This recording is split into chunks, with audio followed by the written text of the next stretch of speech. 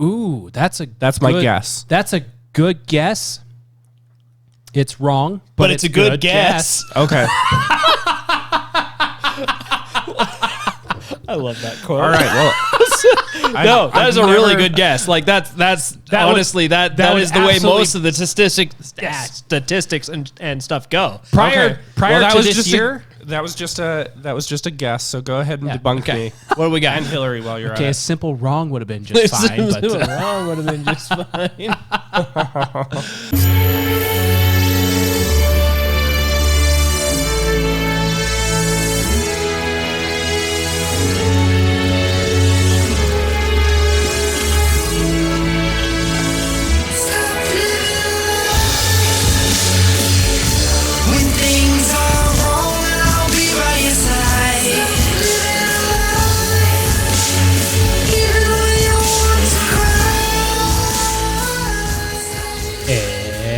Stop it. Welcome to the Naked Apple. That good, huh? Oh, it was a great week. Was it? Yes. It's wonderful. Okay. In roundabout ways, it actually was kind of good. Yeah. I mean, we'll kind of dig into that later, I guess. Maybe not. Who knows? We'll see. Off the cuff. Welcome again to our friend Keith. Yep. Thanks for having me back. I'm excited. Your predictions were wrong last week, Keith. I know. Don't. Abysmally wrong. It was terrible. So were How everyone's. awfully you guessed at that. I mean, I did such a better job. Didn't much you better. guess 56 Senate seats? That was you. me. That was him. That was him. Well, I can take solace in the fact that you were even more wrong. Makes me feel better. I was less wrong than you. I think me and you are actually about the same. Yes. But yeah, his Trevor, the highlight of last time is that, or the highlight of this week is that I beat Trevor. Yeah, I owe for Mike, once in a prediction. I owe Mike a steak. He does. A delicious one. Oh, you want an edible steak? Oh, well, that changes things. Preferably. I have to cancel my Amazon order. Are you sending me tent steaks? Does a steak to the heart really kill you? It would kill anyone. That's fair. That's fair. That's one of the greatest lines from Hotel Transylvania. It would kill anyone. Oh, yes, it would kill anyone. Steak through the heart. Well, should we kick off with some vitamin B? Yes, let's get our dopamines up a little bit. All right, here we go.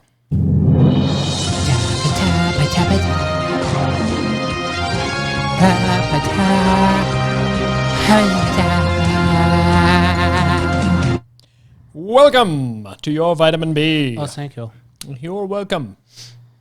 Yet again. We have news for you today. On the health front, a doctor assures a parent that kid's cold should only last another 3 to 4 years. Okay. Yes. She's going to have that for a little while. It's all good. It's all good. Good. I think the best part of that article is the picture that the dad is clearly holding what appears to be a pregnancy test, not a thermometer. In other news, the war has been solved. Oh, good. Yes. Which war? Yes, the Ukraine. Ukraine. The war. Ukraine is no longer an issue. The United States has fixed the problem. They put up a giant sign. It says gun-free zone. Fixed it. In the Ukraine. Is that why there was a stray rocket? Probably. It wasn't a rocket-free zone? It was on its way to Ukraine, and it decided it had to go somewhere else because Ukraine is a gun-free zone. I just want to talk to him. So it just popped over the border to Poland. Yes. Solutions. As it should. Yes, because But thankfully, war in and around Poland never leads to anything bigger, Yes. except for the 2 other times that it did. Many of you have heard that there's a big announcement coming from Trump tonight. We have an insider scoop. Oh, an exclusive? An exclusive, yes. Ah. We have irrevocable evidence that Trump is set to unveil a list of savage new nicknames for Ron DeSantis in his announcement tonight. He's coming in hot. Off I the know, top rope. Ronnie. Coming in off the top rope. Yep. In other news, we have some awesome election reporting for you. Ooh. Katie Hobbs projected to win Arizona governor's race with 108% of precincts reporting. If we keep counting, we'll win. We will continue counting until we achieve the outcome that we desire. In other news, Las Vegas, Nevada. In narrow Senate race, Democratic candidate wins by only 2 roller bags.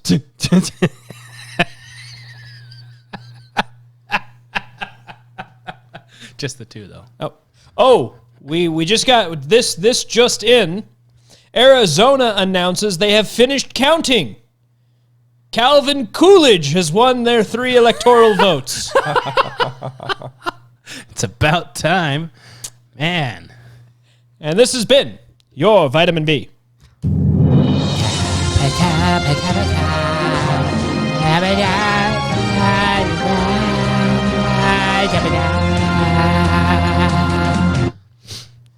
I'm glad we have Calvin Coolidge as president. I am so glad that he won. Wait. Does Arizona use Internet Explorer to help them count? Is that what's going on down there? Have you seen the meme with all of the different browsers? Yes.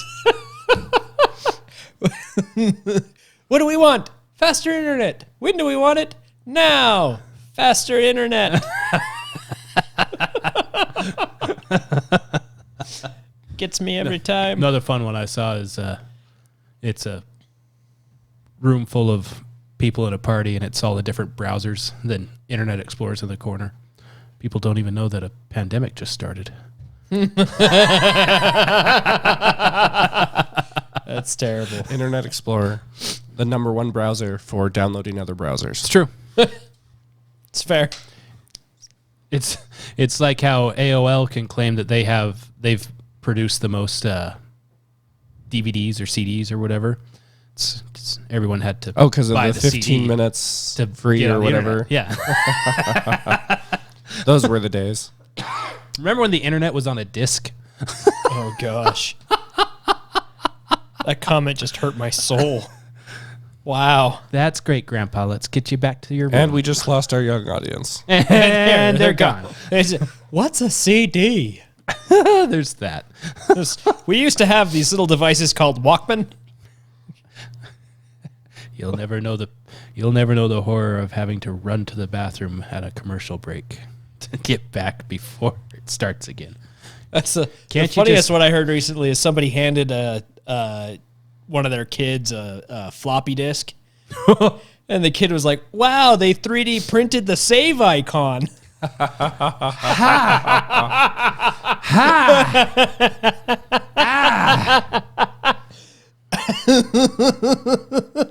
Ooh. This is the Kids these days, they haven't seen the shape of an actual telephone. So, like... Kids these days don't even know what a pencil and a cassette player have in common. Most of them don't even know what a cassette player is. So... Oh. If I hand you a cassette player and a pencil, do you know what to do? All the childhood memories. Right in the childhood. You got me right in the childhood. Ouch. Speaking of memories, so we're leading off with our get out of YouTube jail free card. So that should give you an Everyone idea needs of one of those. what we're digging into. The get out of YouTube jail free card will only work for so long. Yeah, so after the 2020 election, we of course were covering some of the ish surrounding all that. YouTube and I think even Facebook tried to do something. I don't know, but YouTube for sure. We got hit with a ban hammer. Yeah, said you can't have that. We asked what specifically in here violates the terms. They said, yeah, after reviewing your response, we decided that you can't have that. But you didn't answer the question. Okay. Well, the day after that ban happened, Time magazine released the Get Out of YouTube Jail Free card, which was the secret history of the shadow campaign that saved the 2020 election, which was everything that we were talking about. Yes. And we re-uploaded the video, and it is still there. With this as the link. Only approved articles. Yes. The Spirit of the Age approved article. Just wanted to touch on one thing. Is it the part where Time magazine says Trump was right? Just gestured toward the whole thing. The handshake between business and labor was just one component of a vast cross-partisan campaign to protect the election, an extraordinary shadow effort dedicated not to winning the vote, but to ensuring it would be free and fair, credible and uncorrupted. For more than a year, a loosely organized coalition of operatives scrambled to shore up America's institutions as they came under simultaneous attack from a remorseless pandemic and an autocratically inclined president. Fast forward to a few years, though much of this, what the hell is even that? Though much of this activity took place on the left, it was separate from the Biden campaign and crossed ideological lines with crucial contributions by nonpartisan and conservative actors. False. The scenario the shadow campaigners were desperate to stop was not a Trump victory. It was an election so calamitous that no result could be discerned at all. A failure of the central act of democratic self-governance that has been a hallmark of America since its founding. Their work touched every aspect of the election. They got states to change voting systems and laws and helped secure hundreds of millions in public and private funding. They fended off voter suppression lawsuits, recruited armies of poll workers, and got millions of people to vote by mail for the first time. How noble. They successfully pressured social media companies to take a harder line against disinformation and use data-driven strategies to fight viral smears. So on, so forth, etc., etc. So in other words, everything you said that got you banned on YouTube was true, except this article says the same thing, but it was good. Yes. We said it and said it was a bad thing. They said it and said it was a good thing, and we're wrong and they're right. Hence the Get Out of YouTube Free card. Yes. Generally. That's why participants want the secret history of the 2020 election told. Even though it sounds like a paranoid fever dream, a well-funded cabal of powerful people ranging across industries and ideologies working together behind the scenes to influence perceptions, change rules and laws, steer media coverage, and control the flow of information. They were not rigging the election. They were fortifying it. I still love the fact that they actually use the word cabal. Yes. When have you ever heard anyone say cabal in a reference to something they thought positive was light? Positive. Yes. Seriously, though. In one of my favorite video games, the AI for the quote-unquote bad guys is named Cabal. Oh, yes. So just based off of that knowledge going into this article, seeing Cabal, like, oh, okay, you're the baddies. Are we the baddies? Yeah. Yeah, and they go into naming names and all that stuff of how they actually fortified, as they say, the election. But it was just that one time. Yeah. So it was just the 2020 election. The fun thing, if you look up the definition of the word cabal, it is the the contrived schemes of a group of persons secretly united in a plot as to overturn a government. Or a group engaged in such schemes. Schemes, plot, overturn. So if our elections are so secure, why would they need to fortify it? Well, that's why they're so secure.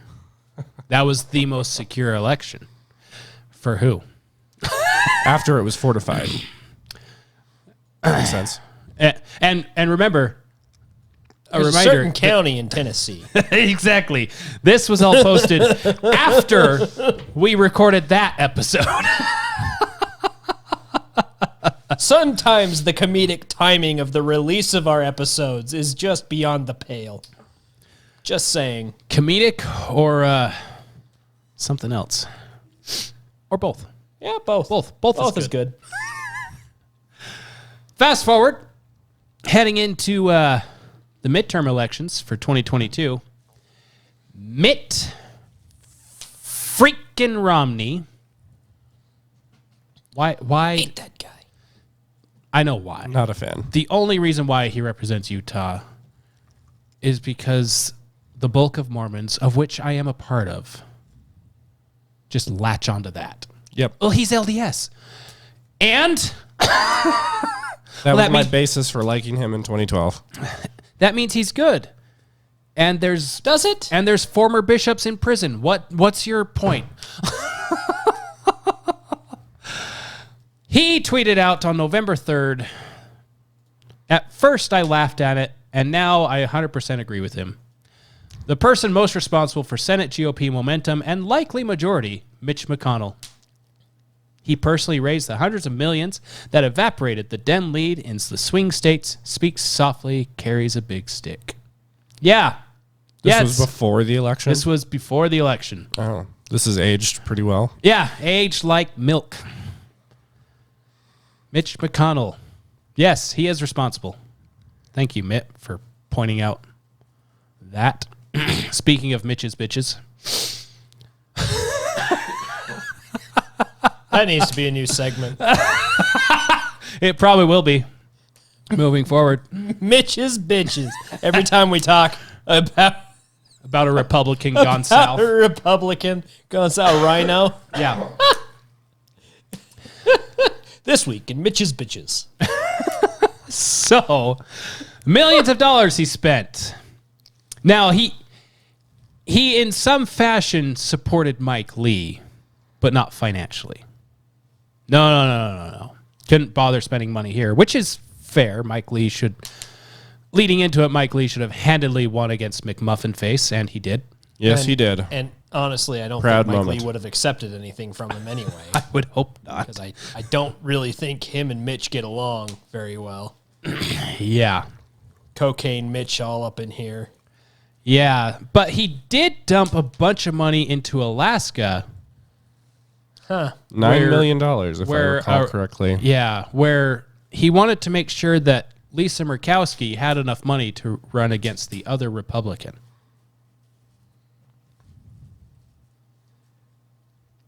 Wow. So what could be the difference between the two Republicans running? The other one said, yeah, I'm not voting for Mitch McConnell to be leader of the Senate. So we spent $9 million. He's I thought McConnell Yeah. was supporting McCarthy to be. he wants McCarthy to be the House Speaker. That's right. His House, Speaker of the right? House. Yeah, we're still talking about the Senate. Nope. Right. Yeah. Mitch wants to keep being he wants to keep being the minority leader. He doesn't want to be the majority leader. Clearly. Because if he wanted to be the majority leader, he would have spent that money in Alaska in a place like, I don't know, Arizona. Oh my gosh. Well, you are assuming that Mitch didn't already know what the outcome of Arizona would be. Don't worry, Mitch. The fix is in. Okay, I'll send it to send it up to Alaska there. That's a really good Mitch impersonation. Root and branch. And Branch. Yeah, he sent it to Georgia. How's that working out for us? Nevada. How's that working out for us? Mitch is the Nancy Pelosi of the Republican Party. He is. He's got ties to China and Ukraine. Pretty much is. Yeah. Wow. Yeah. Well, there you go. Yeah. I really hope that we got enough good House Republicans in there to not support McCarthy as the seat there. And pretty sure McCarthy just won the House nomination. Did he? Like an hour ago or something. Well, no, I don't know if they were voting for that, but I do know the Senate is meeting today, Tuesday, to talk about who wants to be the leader for the Republican Party. And then they're voting tomorrow. Because, why wait till all of the new senators are in to have the vote when you can vote before all the new senators come in? To determine the leadership for the next 2 years. Well, we could wait until one more senator comes in. North Carolina, Ohio, and Pennsylvania. Yeah, how'd Pennsylvania work? Yeah. I saw someone post they should run Joe Biden and John Fetterman together, and their campaign can be "It's a no-brainer." That would be a good slogan. That would be a great slogan. Yeah, so that's working out splendidly. Way to spend $178 million on losing, Mitch. Bastard. I would campaign for that ticket, but I would not be able to do it with a straight face. No, really, you should.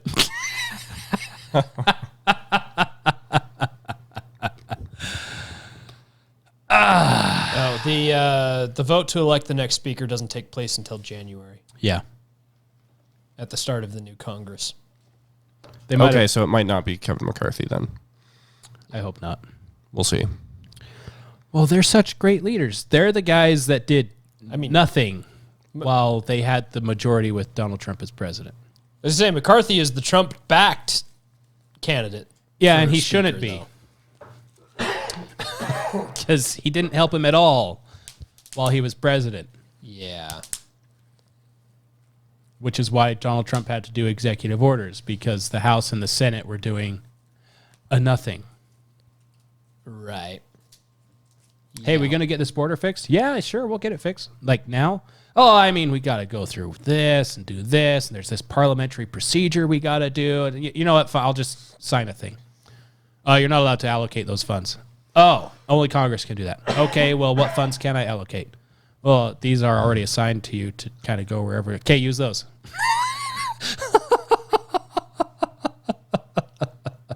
And so the wall was built. Do it. Yes.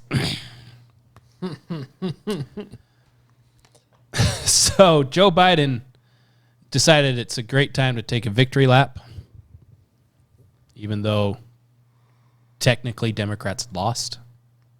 It just wasn't the victory that the GOP thought they were going to get. It was the worst red wave ever. It was a red trickle. It was the kind of red trickle where you need to go see your doctor.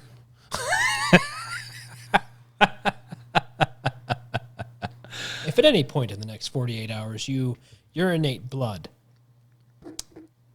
you should consult a physician. If you were a loved one. Yeah. So, Joe Biden in his victory lap is basically saying, damn the torpedoes, full steam ahead. But in his, of course, more nuanced way, here's some of what he had to say here. You mentioned that Americans are frustrated, and in fact, 75% of voters say the country is heading into the wrong direction despite the results of last night.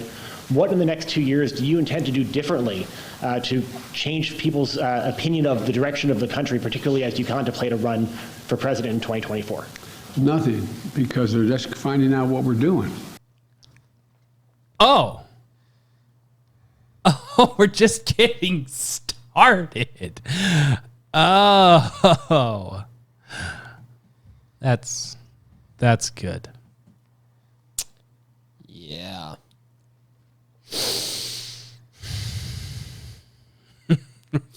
just they my gosh. They're just finding out what we're doing. Yeah. Have you heard who is going against Cocaine Mitch for Senate leader? Oh, no, I have not. Rick Scott from Florida. I could probably get behind that. I could definitely get behind that. For Speaker, if Republicans do get it, I'm hoping for Chip Roy. Oh, Chip Roy would be awesome. Oh, the fire that would come out. Man, that would be great. C-SPAN would be worth watching. It would be. It would be. On the regular. Just for that.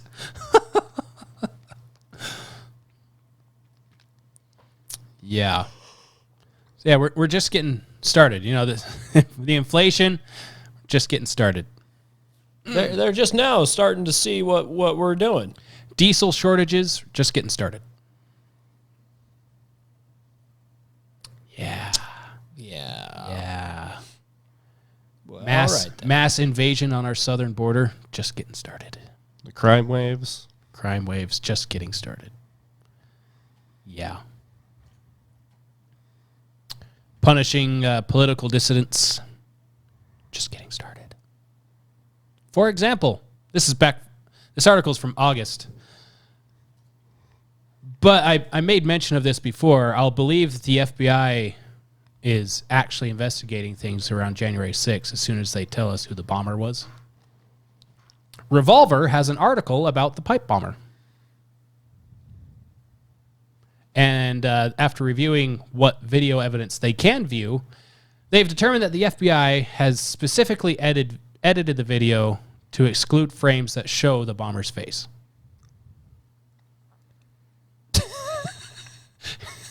So you're saying we know who the bomber is, Uh-huh. but the FBI doesn't want anyone to know. FBI doesn't want anyone to know, and or whoever handed the video to the FBI doesn't want anybody to know. I wonder why they don't want anyone to know. I don't know. Yeah. Placed 2 pipe bombs, one at the DNC building and one at the RNC building. Pipe bombs didn't go off. And all of the camera angles and views should have been able to identify easily who the bomber is. FBI is still saying, have no idea who they are. Here's the video we have. Video they have has frames missing that show exactly who the bomber's face is. Like, it gets down to the point where it's 1 frame per second, which is impossible for a security video to have 1 frame per second. Because even the moon landing, the video they used for that, it was something like 10 frames per second. If you want anything slower than that, you have to special order it, and you're not using it for security purposes. Yeah.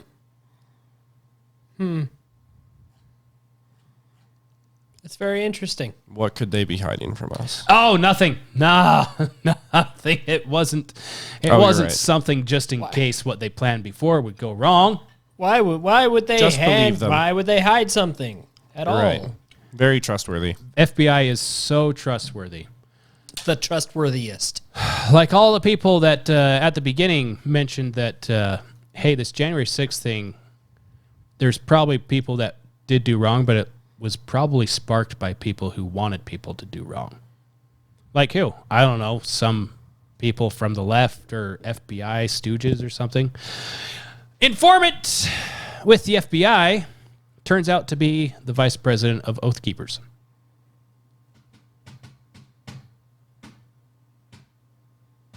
Huh.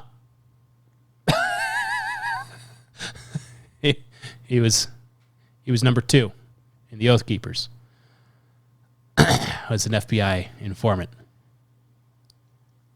Kind of like, the Gretchen Whitmer thing. Oh, yeah. Yeah.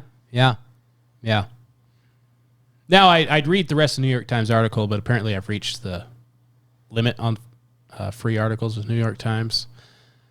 But the article is about a guy that's likely to testify. This guy's going to testify at the January 6th stuff. Oh, that would be exciting. Yes. He would testify. That means he has to tell the truth, right? Yes, unfortunately, he had a heart attack on his way to the hearing. What are the odds? What are the freaking odds? Dang darn! He had a heart attack. We were on our way to do the thing you asked, and he died. Yeah, it's a good thing, people. These accidents happen, and Jeffrey Epstein killed himself. It's a good thing that's what happened. I have the MSN version of that story if you want me to send it over to you. Oh, sure. I can just real quick here in the... I do enjoy that MSN just breaks through paywalls for you. Little send button. There you go. Microsoft News strikes again. There it is. Let's see. Greg McWhirter was embedded with the militia for months leading into January 6th attack on the Capitol. He was ultimately serving as the vice president of the group, but was actually working with the FBI. Oh, so entrapment. Yeah. Despite the relationship with Mr. McWhirter, federal prosecutors decided not to call him as a government witness at the trial of Mr. Rhodes. Why? And his 4 co-defendants, which is now unfolding in federal district court in Washington. The prosecutors could have called him last week, but didn't as part of their case. They explained that they still want him to testify, but they aren't clear on when it can happen, or if it would be by video. McWhirter is only one of 2 confidential sources working with the FBI to give information about the Oath Keepers. Oh, so there's 2 people in the Oath Keepers that are with the FBI. One of them is second in command. Okay, I have a very, very important question here. At what point? At what point is the line where you go in and join the leadership of a group as an informant and get the group to do things, and they all get blamed for it, and you walk away? Where is the, like, how far can you go in that? Before it's actually you that's the one that started everything and should be in trouble. I would say as soon as you suggest violence or encourage violence, no. That's right. That's the line. If you're there, he was just undercover. He had to play the role. Yeah, had to play the role by providing them the means to do it. Oh, no, sorry, that was the Gretchen Whitmer case. I get these FBI things all mixed up. Possibly the idea to do it. Yeah, speaking at the start of the trial, former Oath Keeper Abdullah Rashid testified that he was growing increasingly alarmed by the violent rhetoric from Rhodes after the November election. Rhodes is the informant. No, Rhodes is the number 1 guy. Oh, the number 1. McWhirter was the informant. McWhirter. McWhirter was the number Yes. 2 guy. And what was the number 2 guy feeding him? We should do it. We should do it. Blah, blah, blah, blah, blah. The FBI wouldn't do that. And the important follow-up question to this is, 1, when did McWhirter join the group? What was McWhirter's influence on Rhodes? And was the violent rhetoric that was coming from Rhodes actually straight from Rhodes' mouth, or was it passed to the members by the VP? Right. Yeah. There's that aspect, too, of he says something. He's the vice president, so he has authority within the group. Yeah. Just by that alone. So people are going to follow the leader. Right. This is the reason why they'll never actually call me to jury duty. Because I'm the jackass that'd be sitting on the jury going, and none of this makes sense. Pictures or it didn't happen. Picture didn't happen yet. Let's just say he's guilty and let's go home. No. I have reasonable doubts. I have reason to doubt that it is what you say it is after seeing the video cameras turn off when everybody leaves and then everybody comes back and suddenly the Democrat is winning the election. Hashtag doubt. That's what happened in Nevada. They found just enough votes. Just enough votes while everyone was What a out. coincidence. Yeah. It's amazing how they drag the election into the weekend and then suddenly they win. Arizona. And Nevada. And Nevada. It's a good thing it's only every time it happens, it's Democratic favor. At least this time they didn't have a pipe burst in a closet somewhere. They didn't have to lie about a burst pipe. Yeah. They just said, this is how it's supposed to happen. They just came out and said, that's it. It's done. This is how we do elections. We just keep on counting until This is democracy. Yes, it is. That's democracy. That is democracy. There's a reason why we're a republic, or supposed to be. Because that is a democracy. Apparently McWhorter didn't die. He just heart attack, but no death. So well, that's comforting. They're still expecting him to testify eventually. Eventually. He had another heart attack. What's this bullet hole in the back of it, in his back? Yeah, it's a heart attack. He died of a heart attack. He died of natural causes. You pushed him off of the roof of a skyscraper. Yes, gravity is natural. It was a natural cause that he died of. And the heart attack is from the blood that came out of his body. He had nothing to pump, so his heart, had a little attack. Had a little attack. This is not a mundane detail, Michael. Whatever you do, don't check his body for strange clots. It's Yeah, don't look for the stringy clots, please. Don't look for the stringy clots. What do you think? That's what they do. They can make up anything. Yeah. Yeah. Pennsylvania. Has your faith in government waned at all yet, Keith? Not at all. Gotta dig a little deeper. Every single time these delayed election counts happen, and they always go to the Democrats, it makes me feel like our elections are as secure as the driven snow. That's a fantastic line. That was great. I like that. Elections as secure as the driven snow. Wow. Nope, the metaphor does not fit. I love it. Speaking of secure as driven snow, Pennsylvania elected a dead man to be a state representative. I thought you were going to say senator. No, that's brain dead man. This is two different types. Yes, two different deaths. Kinds. Two different types of dead. Yeah. They literally elected a man who died. Yeah, he died, a month before the election or something like that? Yeah, he died October 9th. After a brief battle with lymphoma. That sucks. Oh, yeah, seriously. He was also 85 years old, so there's that as well.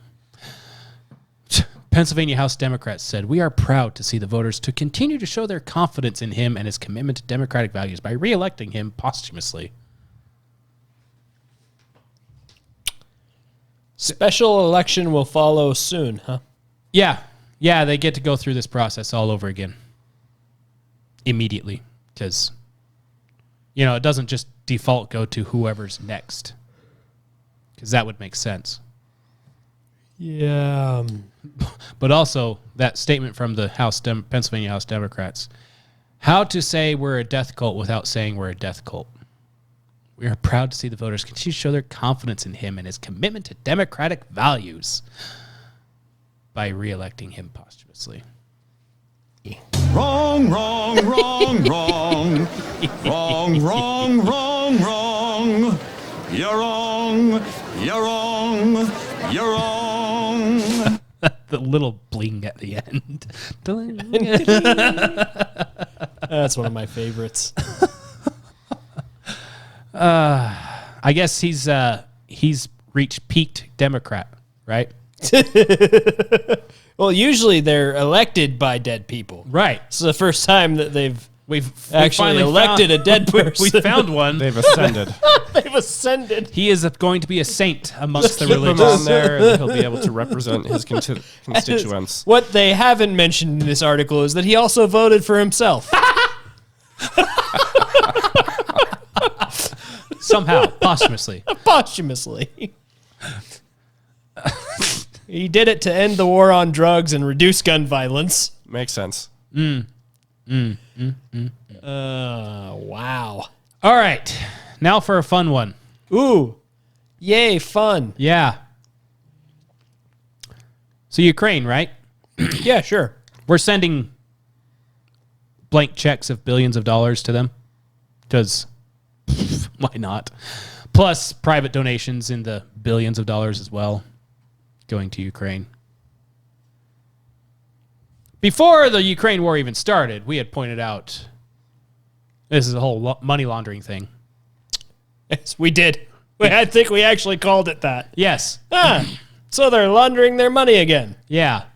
Yeah, and Gotta take it to the laundromat. and again, the reason why we knew that is because they kept investigating Trump for his phone call to Ukraine and trying to impeach him for it. And during that impeachment process, all of the exploration stuff discovered, looks like Biden's got his fingers deep in that cookie jar. Oh, and so does his son. Oh, look at that. That's lots of money flowing to Ukraine, disappearing through this place, Hunter was all up in that Parmesan. and then reappearing somehow into Biden's hands. Yeah. Yeah. Fast forward. FTX, crypto exchange. I don't think I've ever heard of them as popular as they seem to have been. Apparently. I haven't either. Yeah, me neither. Until today. So FTX crypto company gave $40 million to Democrat candidates and causes during the midterms. Now, big deal. It's probably the company owner's probably extremely liberal. He is. So what's big to do about that?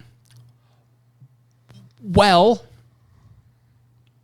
apparently, money given to Ukraine was changed to cryptocurrency and exchanged through FTX and the dude's other company that he owns, which used the money in FTX from all the customers to back his other business, which is illegal.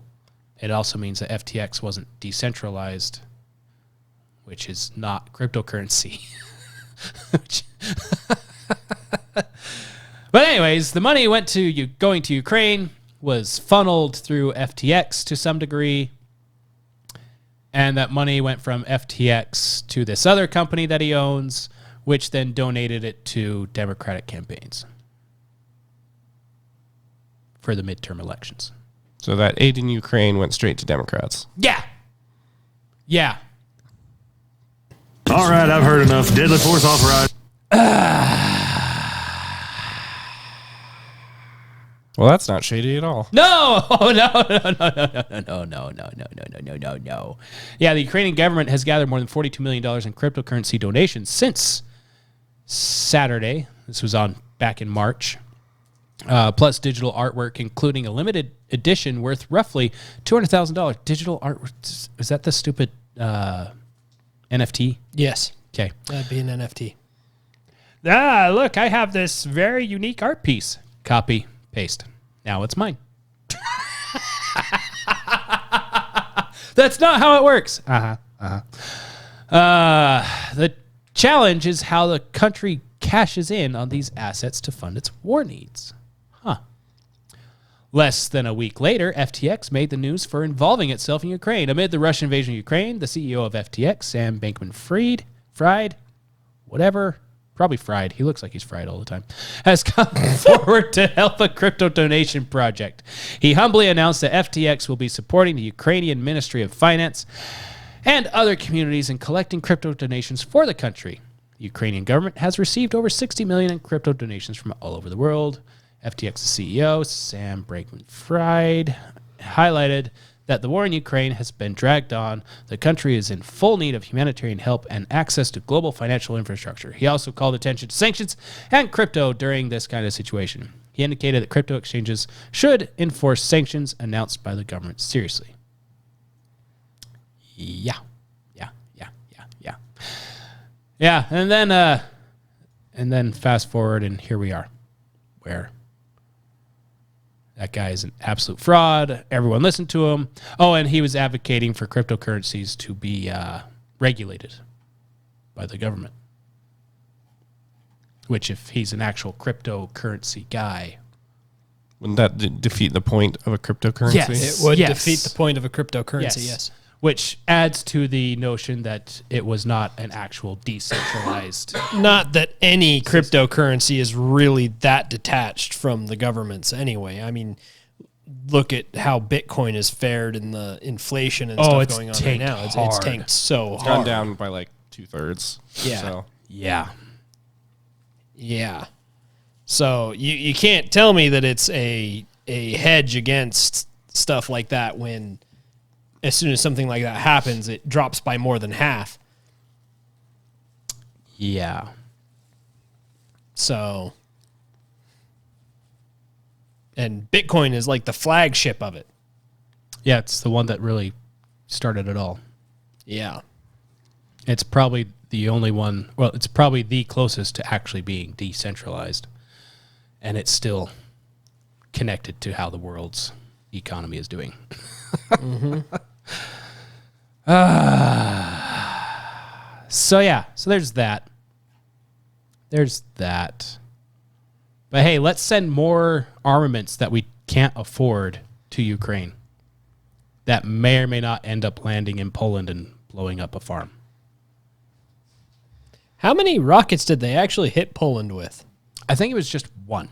Oh, okay. Well, I say just one, but one is still too much, considering that only every time something like that's happened in Poland, a world war has started.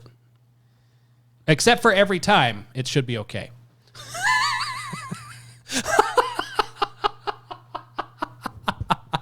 The eye roll from Keith was fantastic.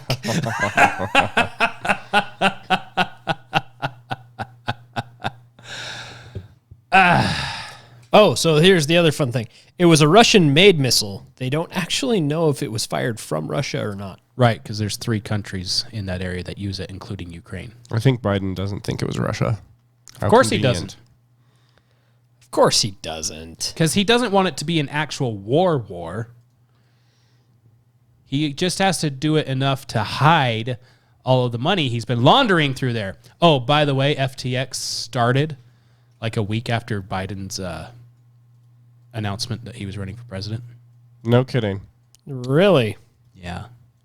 That's not sketchy as shit. No, that's, I don't know what you're implying with Man, that. lots of coincidences today. I just About thought to do some sketchy shit. Do-da. Hope I get away with it. Ooh-la-doo-da-day. That was poetic. Thank you. I do my best. And yet, you try to point this out to the layperson, and the response I usually get is, well, something like that would never actually happen. Okay, but pretend it actually is happening. Then what? Eyes open. Well, it happens on both sides. And? That doesn't make it better. If anything, that makes it worse. Oh, the Germans are slaughtering Jews. It's okay if we do it. That's not what I said. That's exactly what you said.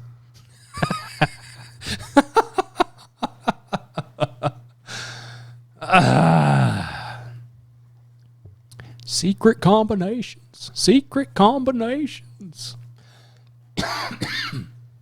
For real, though. For real. It's astounding, not just that they do it and it's so blatantly obvious to most of us, but that it's so not obvious to others. Yeah. Like, How do you miss this? Yeah, like How is it? 30 years ago, something like this coming up, and I understand more so why it wouldn't be believable. Right. But today, where you have access to the world's information at your fingertips to verify all the sources, no, that can never happen. But I have this, and this that say that it is happening. Yeah, well, CNN said it's not, so there. The corrected news network is not your friend. Oh, what was it? Eric Swalwell. He tweeted the guy that slept with a Chinese spy and somehow still... I was going to say, Chinese informant Swalwell? Somehow he's still a politician in our government. And he slept with a Chinese spy. Still don't know how that happens. Anyway, he tweeted out something about how he was responding to some candidate. Candidate was saying that he believes that parents should be in charge of their child's education. They know best what their child needs for education. And Eric Swalwell said, that is the most ridiculous take. What are you going to say next? That patients know better than the doctor and should do their own surgeries and blah, blah, blah, blah. It's not the same thing. It's not the same thing, one. Two, the rest of his tweet was something to the effect of he was just amazed that people would not trust an expert over themselves. Yeah. I think I actually commented on that on our Twitter. Yeah, because I think if I remember right, I commented on it. It was like, yes, people should have a say in their own health and their own. Like, really? Your argument is that people shouldn't have a say in, like, the most important things in their lives? Show up to the doctor with a cough, and the doctor says, well, you got stage 5 cancer. You're going to die tomorrow. You know what, Doc? I think I'm going to get a second opinion. I think multiple opinions, maybe a different kind of expert might be a thing on this. Like, for real, though. Some people's children. Some people's children. Yeah. I was going to do this as a hot mic, but I decided to spare you. Oh, good. Because it's Hillary Hinton. Oh. I mean, Hillary Clinton. Sorry. Good. Freudian slip there. Hillary Hitman? Exactly. Son of a... You done messed up, Aaron! I had nothing to do with that. If you send the assassins after them, it wasn't me. It wasn't me, I swear. It wasn't me, I swear. But there it is.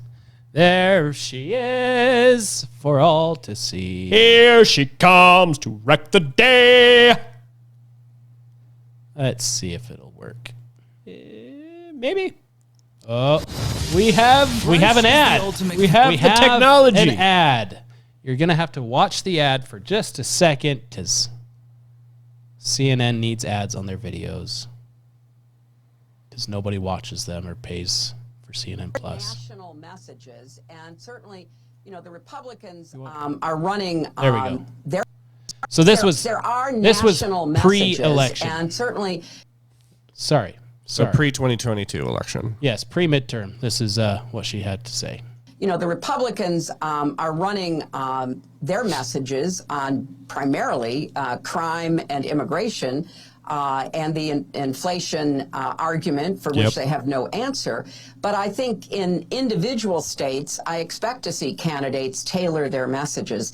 And, I want to say one word about this emphasis on crime that we've seen in every ad that I've run across from the Republicans. I find it ironic and frankly disturbing That's two words. when Paul Pelosi is attacked by an intruder in his own home with a hammer. In San Francisco. The Republicans go silent about that crime. You know, there's a lot of sketchy stuff about that hammer thing, though. Whoa! We go silent about that crime? Somebody smashed in Paul Pelosi's back door. We didn't go silent about that crime. We said, there's a lot of stuff here that's not adding up. We should probably get more information. Well, we're not going to give you more information. All right, then you set it up as something weird then. Well, you're a conspiracy theorist. Give us information that's contrary to what we said. Well, what I know about that case is that it was an illegal immigrant that committed a crime. Yes. In San Francisco. And police won't release his mugshot because it's copyrighted. Yeah. I feel like that's not a thing that's out of place in San Francisco. Well, there was a lot more to it than that, too. Like, there was evidence suggesting that there was a third party that was there that opened the door for him. Like, there was a bunch of stuff that was just really weird about the investigation they did on that. So there was a second scooter. Yeah. Yeah. From ABC and NBC affiliates were reporting that. Yeah. And then Republicans will say, well, this is what's being reported. Well, you're spreading disinformation. This is your people saying it. Literally. Literally got this from you. Anyway. She has more. You know, I got to say, she looks pretty good for a reanimated corpse. Yeah. You can hardly see the puppet lines on her jaw there. And whoever set this up for her did a terrible job because her eyes are looking up, so clearly the TV she's looking at is way above her head. And the camera they're using to look at her is lower than the TV. She doesn't look startled or surprised at all the entire time she's talking. She looks terrible. She looks so bad. That's just a general statement. I'm not comparing it to previous years. Yes. That's fair. Even she's shocked by the bullshit she's saying. People are buying this. When the snake salesman surprised he came out with a profit. It's just snake oil. It's just snake oil. What's in the snake oil? Well, snake oil. Snake You oil. gonna buy it? What's it do? Whatever you want it to do. All right, I'll take it. Sucker. It's a miraculous new drug called a placebo. What's it do? Whatever you think. Whatever you think it does. What's ailing you, my friend?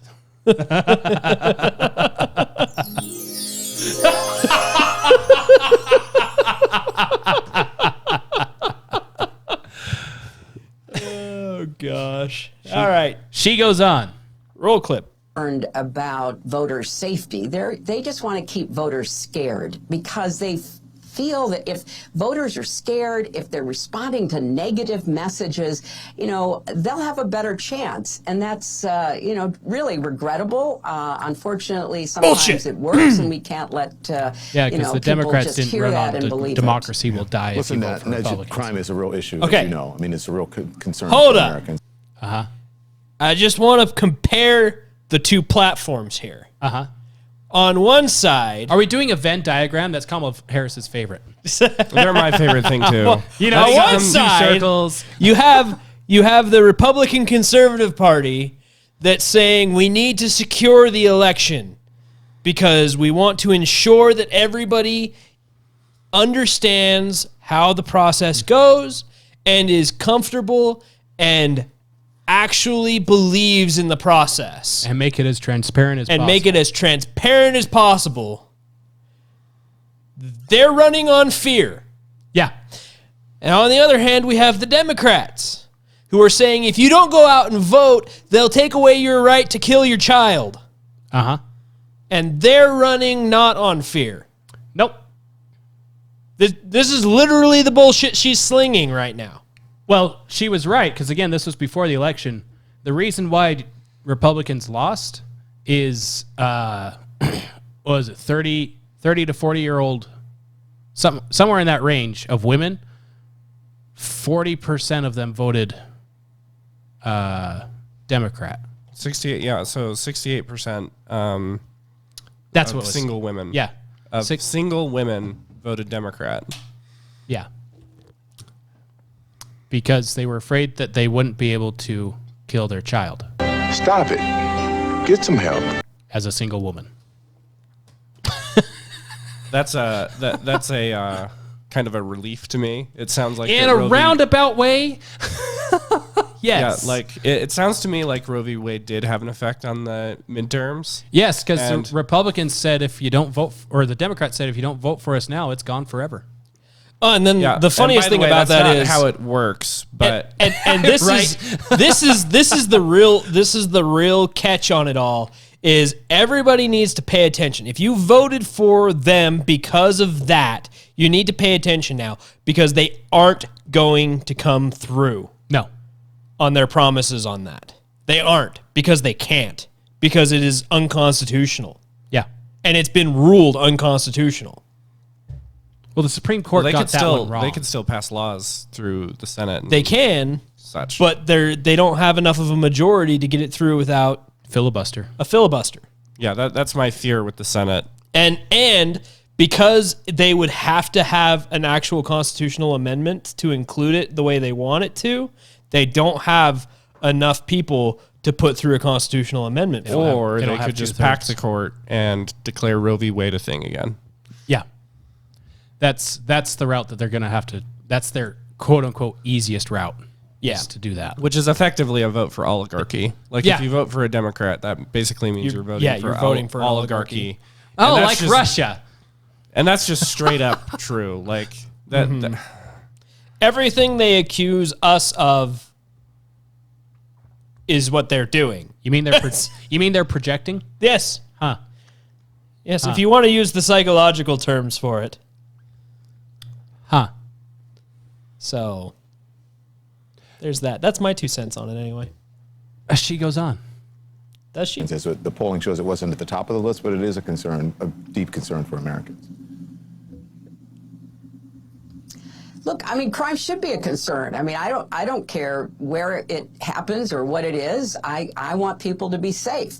That's not the Republicans' argument because, of course... You want people to be safe like the people you left behind in Benghazi? Sorry. If you look at real crime statistics, which they're not interested in examining...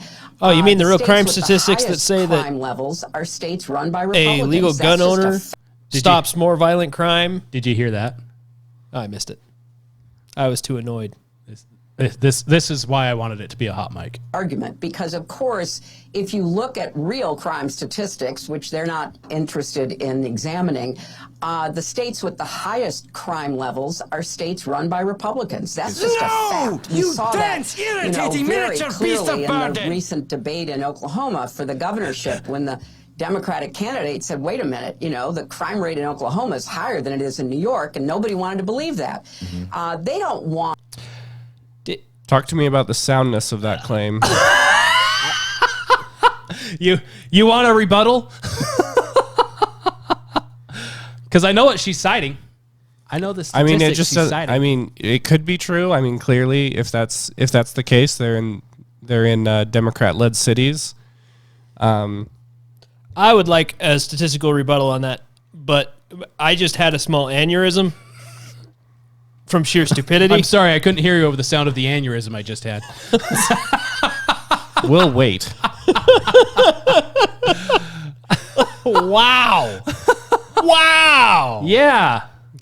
What thing is it that she's quoting there, Trev? The FBI national crime data was released in early October. This is the same FBI that we picked apart their gun violence bullshit a few weeks ago, right? That FBI, yes. That same that one? FBI. The FBI. The one that's like off by thousands every year? The FBI that tells you that domestic terrorism is on the rise from right-wing extremists because they copied and pasted the same thing of January 6th So are you saying you have a rebuttal? Like, I know exactly. Okay, well, I'm going to try to guess the rebuttal. I'm going to guess that the crime is higher in Oklahoma or whatever because in places like in New York they defined crime differently. Ooh, that's my guess. That's a good guess. It's wrong, but it's a good guess. Okay. I love that quote. All right, well, No, that is a really good guess. Like that honestly that is the way most of the statistics and stuff go. Prior to this year. That was just a guess. So go ahead and debunk me. What do we got? And Hillary while you're Okay, at a simple wrong would have been just fine. Wrong would have been just fine. No, prior to this year, that would have been yes. However, this year is a little different because, well, the FBI just left out cities like New York and LA. Who are you who are so wise in the ways of science? I am Arthur. What? Okay, so what you're saying is just left them out. They said if you remove the highest crime-ridden cities, then the red states are the most crime-ridden places. That's basically what you're saying? Ish. Nearly 40% of all law enforcement agencies, including in the nation's 2 largest cities, failed to submit any data to the feds, who reported that violent crimes ticked down by about 1% across the country. From 1,326,600 in 2020 to 1,313,200 in 2021. 40% of law enforcement agencies failed to submit any data this year, and they were only down by 13,000 violent crimes. New York alone would absolutely surpass that 13,000. The city of New York. The figures. So you're saying we're missing 40% of the crime statistics? Yeah. Yes, 40% of the crime that's statistics. 60% of the crime. Do those statistics exist somewhere, or did they just not write anything down? So this is all part of a new FBI reporting program that is completely voluntary. And I'm not making that up. I'm not kidding. Voluntary. Completely voluntary. Reporting crime to the FBI. Voluntary. Well, isn't that fascinating? Yeah, the cities and stuff themselves keep track of that data, and some of them you can actually find it. I'm sure if I actually had the time and dug into it, I could tell you the exact violent crime statistics for New York over the course of last year. Oh, man. But, and I am willing to bet it is definitely more than 13,000 for just New York City. But this is also the same government where if you want to look up abortion rates across numbers of abortions done throughout the country, it is also a voluntary system that the CDC collects the information from, and it leaves out cities like New York and LA. Well, fascinating.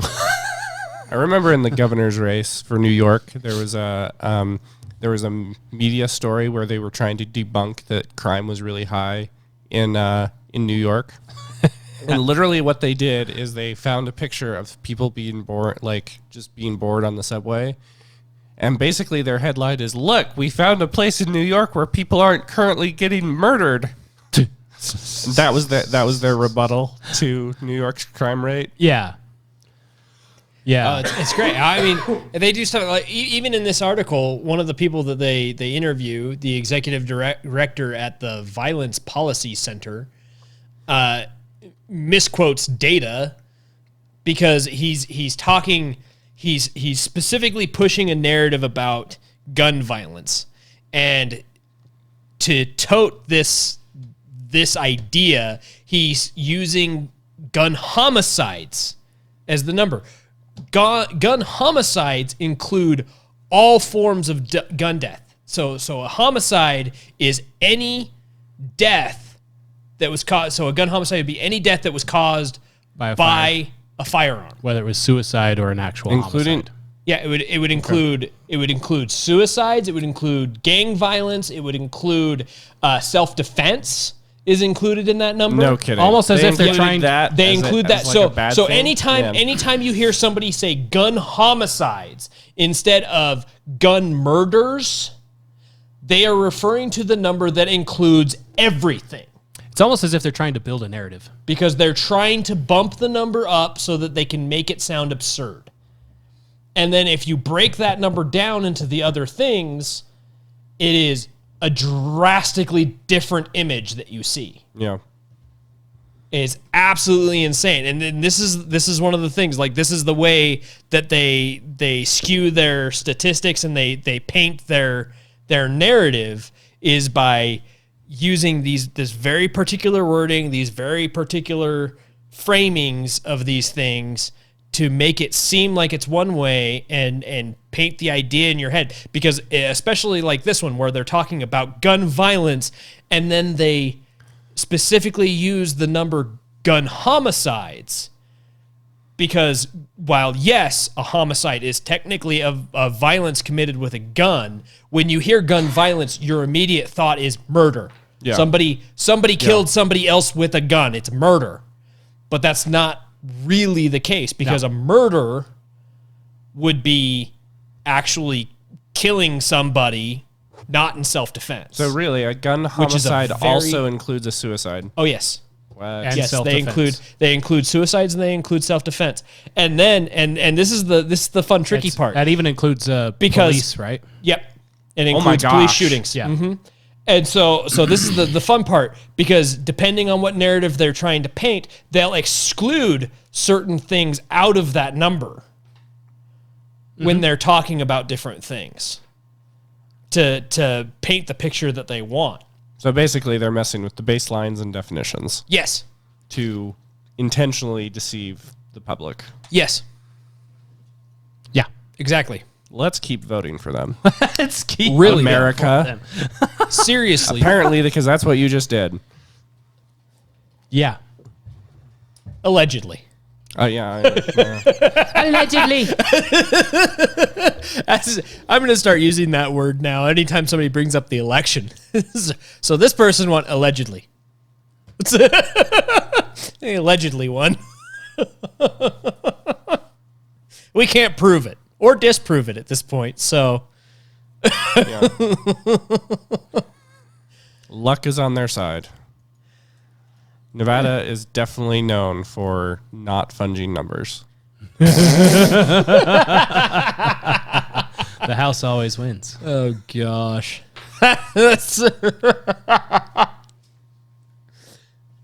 Yeah, that sounds about right. Oh, gosh. Huh. What? Did you find an interesting number somewhere? No, I was looking at something scriptural and found something else that made me go, huh. It's M. Russell Ballard a hot while ago, warning of secret combinations and their destruction to society. Yeah.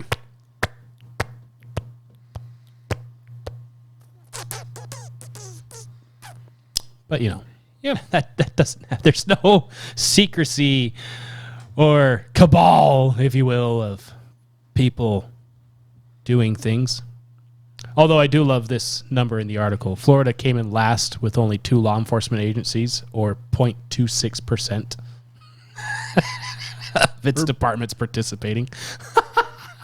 So are you saying Florida is not sending in their Florida's like, Florida we're not doing that.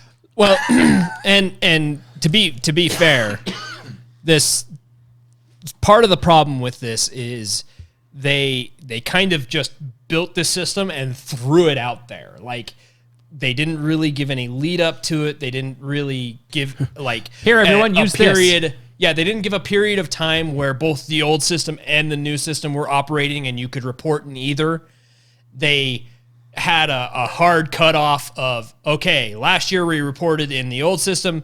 This year we're only reporting in the new system. And so you have to report in the new system. You're on your own. Good luck. Is basically what the FBI did. And so there's a lot of the different places that are just like, well, we don't know the new system, so whatever, I guess, type of thing. Yeah. And it's not mandatory anyway, so we'll keep our information to ourselves. Thank you very much, FBI. Right.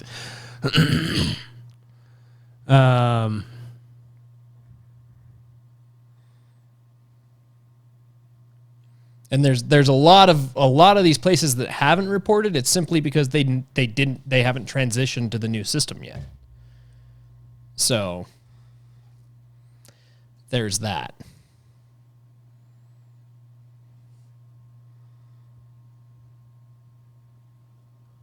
Yeah. You okay over there, Trev? Just reading some things. Because what comes to mind for me with all of this stuff, all of it, from the week Keith was here where we reviewed the Battle of Athens, McMinn County, Tennessee, and all this election shenanigans, the Ukraine stuff, all of it reminds me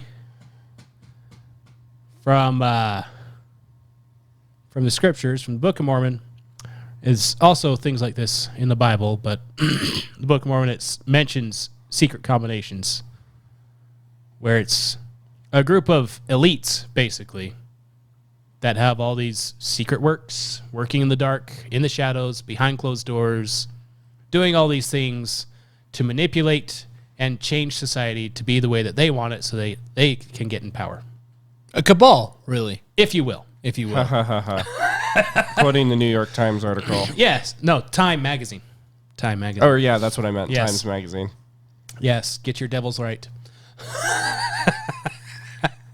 Some of them I know better than others. That's fair. But yeah, and they work their way, and they have their secret signs and their secret language and all this stuff. And it got me thinking, well, if that actually is going on today, what's their secret signs? What's their secret language? All this stuff. And I decided... Pronouns. Yep. Pronouns. Their flags. So the World Cup is happening soon-ish, I guess. I don't know. Don't follow soccer because it's a gay sport. Socialist sport. Communist sport. No comment on that? Huh? No comment on that? Well, the Team USA proved me correct with their new team jerseys where it's the rainbow flag with USA. I'm sorry, what? Yes. Please elaborate on that. I will by showing you a picture. Picture time. Picture, worth 1,000 words. Where are you? Where are you?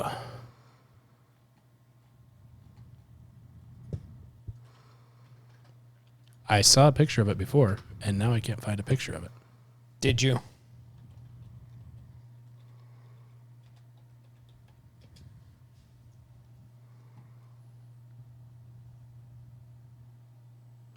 Where? Load the things. Or don't. Your call. So you're saying that the United States logo on a soccer team was replaced by the rainbow flag, basically? The men's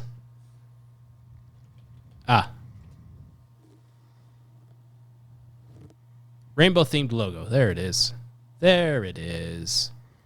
Right there. Rainbow logo. One nation with not red, white, blue. It's red, orange, yellow, green, blue, orange, brown, purple. Brown. That's brown.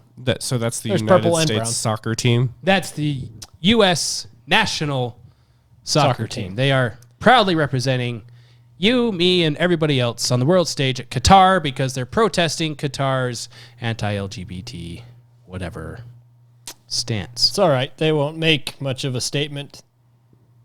Yeah, they always lose. And you never will. But yeah, so they have their secret signs, their secret words, they, like you said, pronouns, but also every freaking time they give a speech, we have to save our democracy. Democracy is on the line. Democratic process, the democracy almost died in darkness. We're not that. We're not democracy. It's a code word. This is not a code word. It's a code word. It's a code word. It's for communism, socialism, whatever. They've even slipped up sometimes, and a couple of politicians have actually said democratic socialists in some way, shape, or form. Because socialism is better if you vote for it. Oh, of course. It's always better if until you vote for can't. It's better if you get to choose the lipstick on the pig. The difference between socialism and democratic socialism? Mm-hmm. Okay. Is you choose it instead of it just happens. Yeah. Yeah. Because that's the kind thing to do, is to make sure that some animals are more equal than others. And that's another thing. Equity is another word that they like. Equitable. Equitable. Mm-hmm. We need a more equitable future. No, we need a more free future. Well, that's racist. How?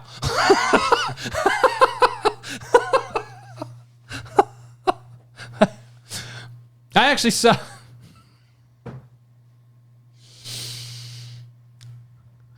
an article today or yesterday. Face masks are racist. Of course they are. I'm down. I'm down for this. Well, no, black people don't have to wear them, but white people do. Well, I mean, face masks are generally white, and so that makes them white supremacist, right? I'm down. I'm down for that classification. No, because get rid of all of them. The reason why it's racist is because it forces black people to hide their blackness. So it's okay for white people to wear them, but not black people. So somehow or another, I guess black people just aren't going to get sick by their logic. Well, I mean, the masks are not effective anyway. Yes, but by their logic, somehow magic floats around. No, because viruses, they know that when you gather together in large crowds in the middle of a pandemic, not to infect the people that are protesting racist things, but they do gather. The virus does affect people that are gathered together when they're protesting for freedom. Viruses are intelligent like that. I have difficulty following their logic. So. Oh, yeah. Yeah, you can run circles around them for weeks and you dig a hole in the ground, basically. Yeah. You'd have better luck hitting your head through a wall.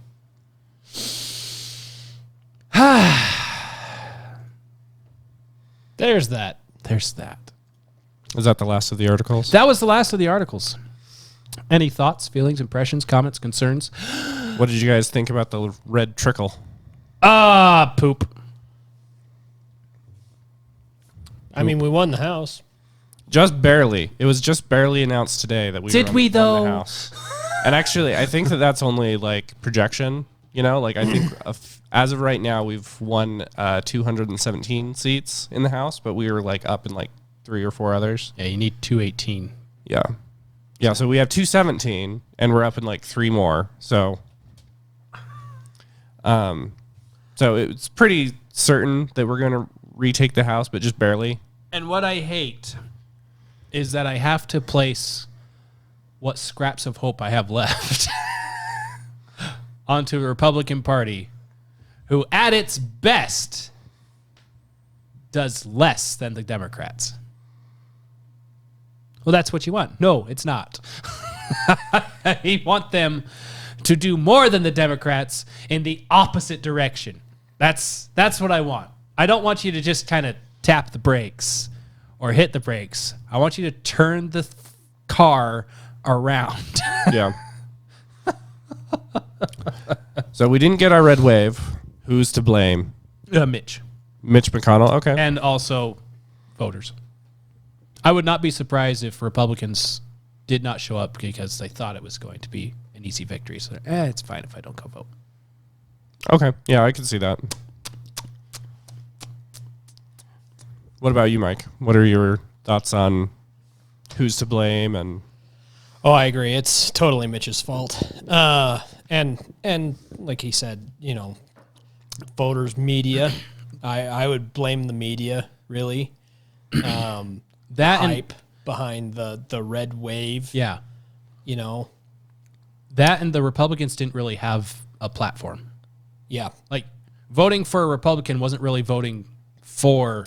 Which it felt individual like candidates against Democrats. So individual candidates had their things, but like the party as a whole, had nothing. We're not them. They've completely lost their cohesion, which is to be expected because the Republican Party is going under a bit of a transformation right now. It's ever since Trump, it is reforming, it's reshaping, and it has to. It's a constant civil war within the Republican Party. Yeah. Yes, but it's one that has to happen because you have all of the mainstream Republicans, the old guard, original, Mitch McConnell and some of these other guys that are they're nothing but the one party system. They're the dregs of what's left of the one party system. Right. Which when I say one party, I refer to the fact that for Are you talking about the establishment? Decades, yeah. Okay. For decades now, the Democrats and the Republicans are damn near indecipherable. They're the same friggin' party. Yeah. And they have been for forever.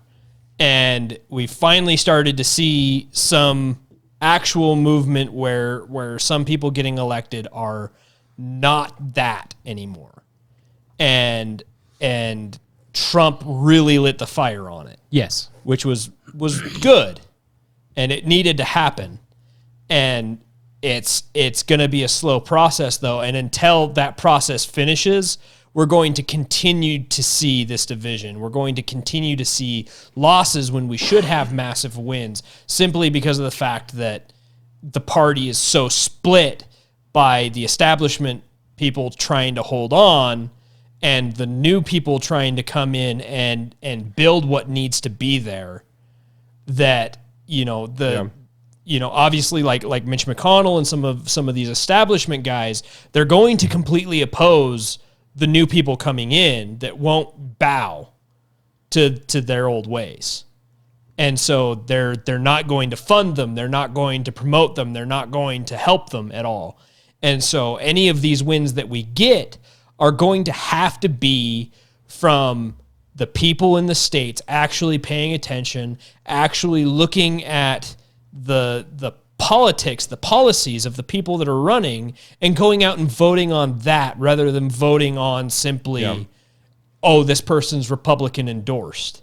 So Exhibit A would be the $9 million that Mitch McConnell spent in Alaska. Yes. To back the candidate, not the Republican, because in Alaska, a Republican is going to win no matter what. Right. But he did it to back the establishment, at least establishment supporting Republican, as opposed to defeating the new a Democrat in some other state. Yes. Right. So in other words, Mitch McConnell, he was spending his funds protecting the establishment, not protecting the interests of the Republican Party. He would rather be a minority leader with people that support him than a majority leader with people against him. Right. And that's so that's exactly what I'm saying is Mitch McConnell's kind of the figurehead of that right now, but I don't fully blame just Mitch. I blame the entire establishment that is a cancer, because Mitch didn't donate that money personally. That's the establishment Republican money that he was donating to those causes. That's from his super PAC that he started. Right. It's from that's what it's sponsoring is all of this Senate races, establishment Senate races, establishment House races, establishment Republicans, and it's a cancer that needs to be squashed. It needs to be removed before we actually see good change. Yeah. Well, for me personally, I am shocked that we didn't get a red wave. Like, I was expecting it. I remember at the beginning of the night, the most early results were coming from Florida because they're the ones that know how to count their votes. They got their ish together after 2000. That is the red wave. I have always thought that like what happens in one area is kind of sort of indicative of what's going to happen over the whole country. And so when I learned that they won counties that have been voting Democrat for like 50 years or whatever, decades, Like I thought, I'm like, oh my gosh, this is going to be the most epic red wave. The reaction from, I think it was MSNBC when they were doing their live thing for Florida, is that results are in for Miami-Dade. Miami-Dade. And this is, they were dumbfounded at how large of a victory DeSantis had in that county. And that is the perfect example of a free and fair election versus what we have everywhere else. Because Florida, and this is the key difference between Florida and every other state that we just thought we were going to win and got wiped out in, because what happened in Florida in the last 2 years is they removed all of the bullshit election rules. Yep. All of them. All of them. They did away with ballot harvesting. You are no longer allowed to go anywhere and have people fill out ballots and give them to you and go turn them in. You're not allowed to do that anymore in Florida. No, we have videos of people doing that in Pennsylvania, if I'm not mistaken. And they do it in Pennsylvania. It's legal in Pennsylvania. And I'm not sure. I think, was that one of the ones that was legal but not constitutional at one point? Yeah. I don't remember. Something like that. Anyway, so this is what they're doing in a lot of states is they're passing laws to allow these things that are completely unconstitutional. Like, it's written in their constitution that you can't do that. But they don't have the time to change the time or the votes to change the constitution in the state. So they just pass a law and then let the election happen and then wait for somebody to fight them on it.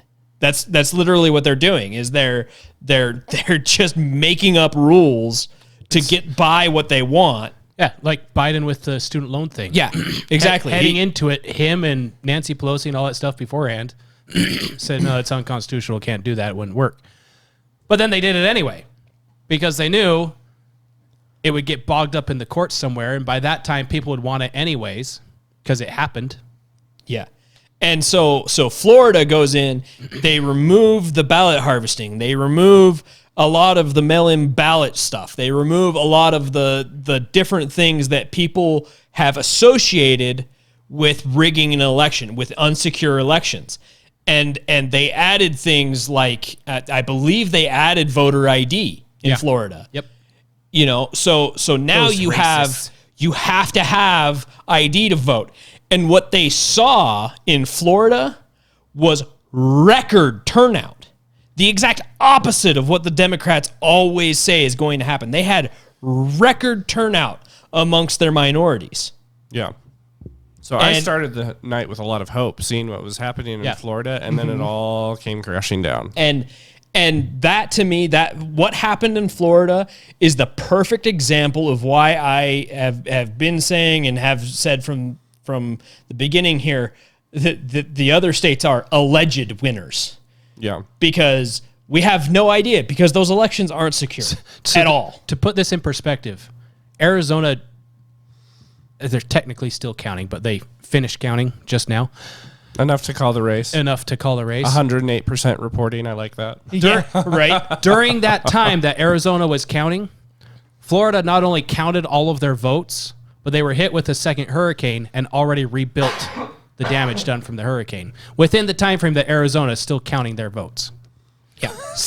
That's how I don't think they've given us a good explanation as to why it takes that long. They're just like, no, they have to verify and make sure it's right. It's because, unlike a lot of other states, they don't have the fancy machines that open the envelopes for the people that are counting their ballots. Open them by the people hand. have to open them by hand and then pull the ballot out and read the ballot. It's not done by a machine for them, and then they just count the ballot and move it to a stack. So it takes more time. Yeah. Now, all that being said, though, there technically was a red tsunami in the nation. It was just down ballot. Yeah. So off of the federal level things and the governor's things, the governor's side was kind of closer to a wave. But you get below that to the state level and school board and local levels, red through most of the country. Virginia, I think it was, for example, is just one House seat away from having a supermajority where they could veto and where they could override a veto from the Democratic governor. Yeah.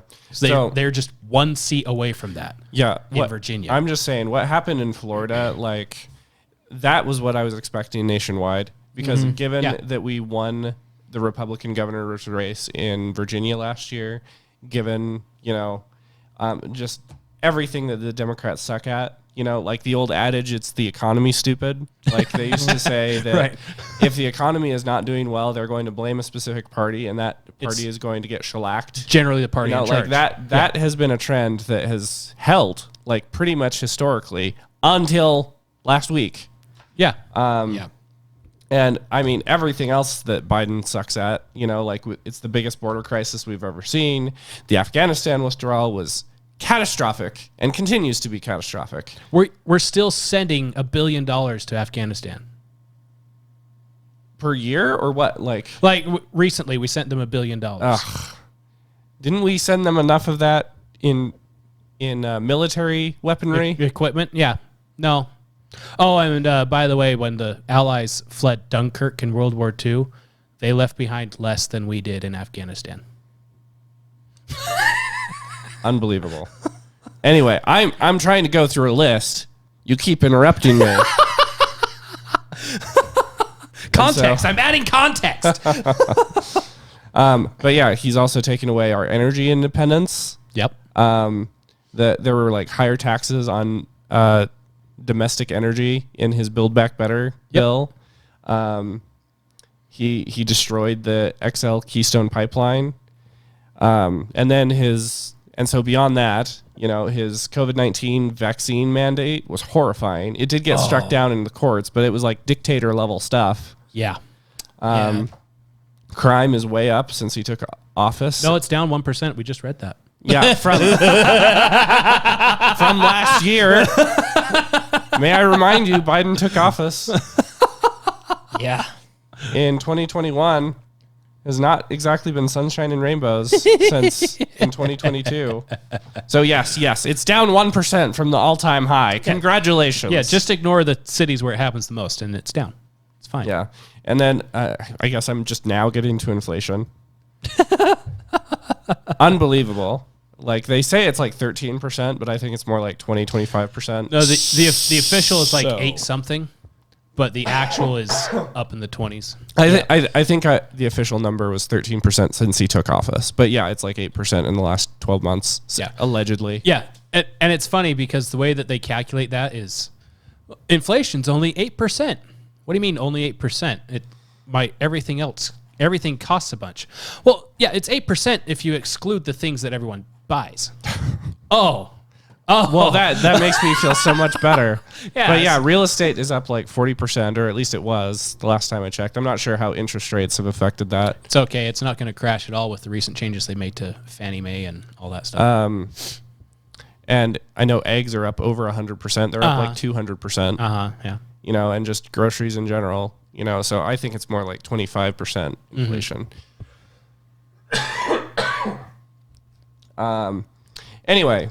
So the point is I am shocked we did not get a red wave. Like that went against every prediction that I ever could have hoped for. Every norm, the party not in power usually sweeps in midterms. Like every pattern, especially when things are this bad. Yeah, and like it went against every like key indicator that I could have based a projection off of. Right, and I mean I hate to really hate.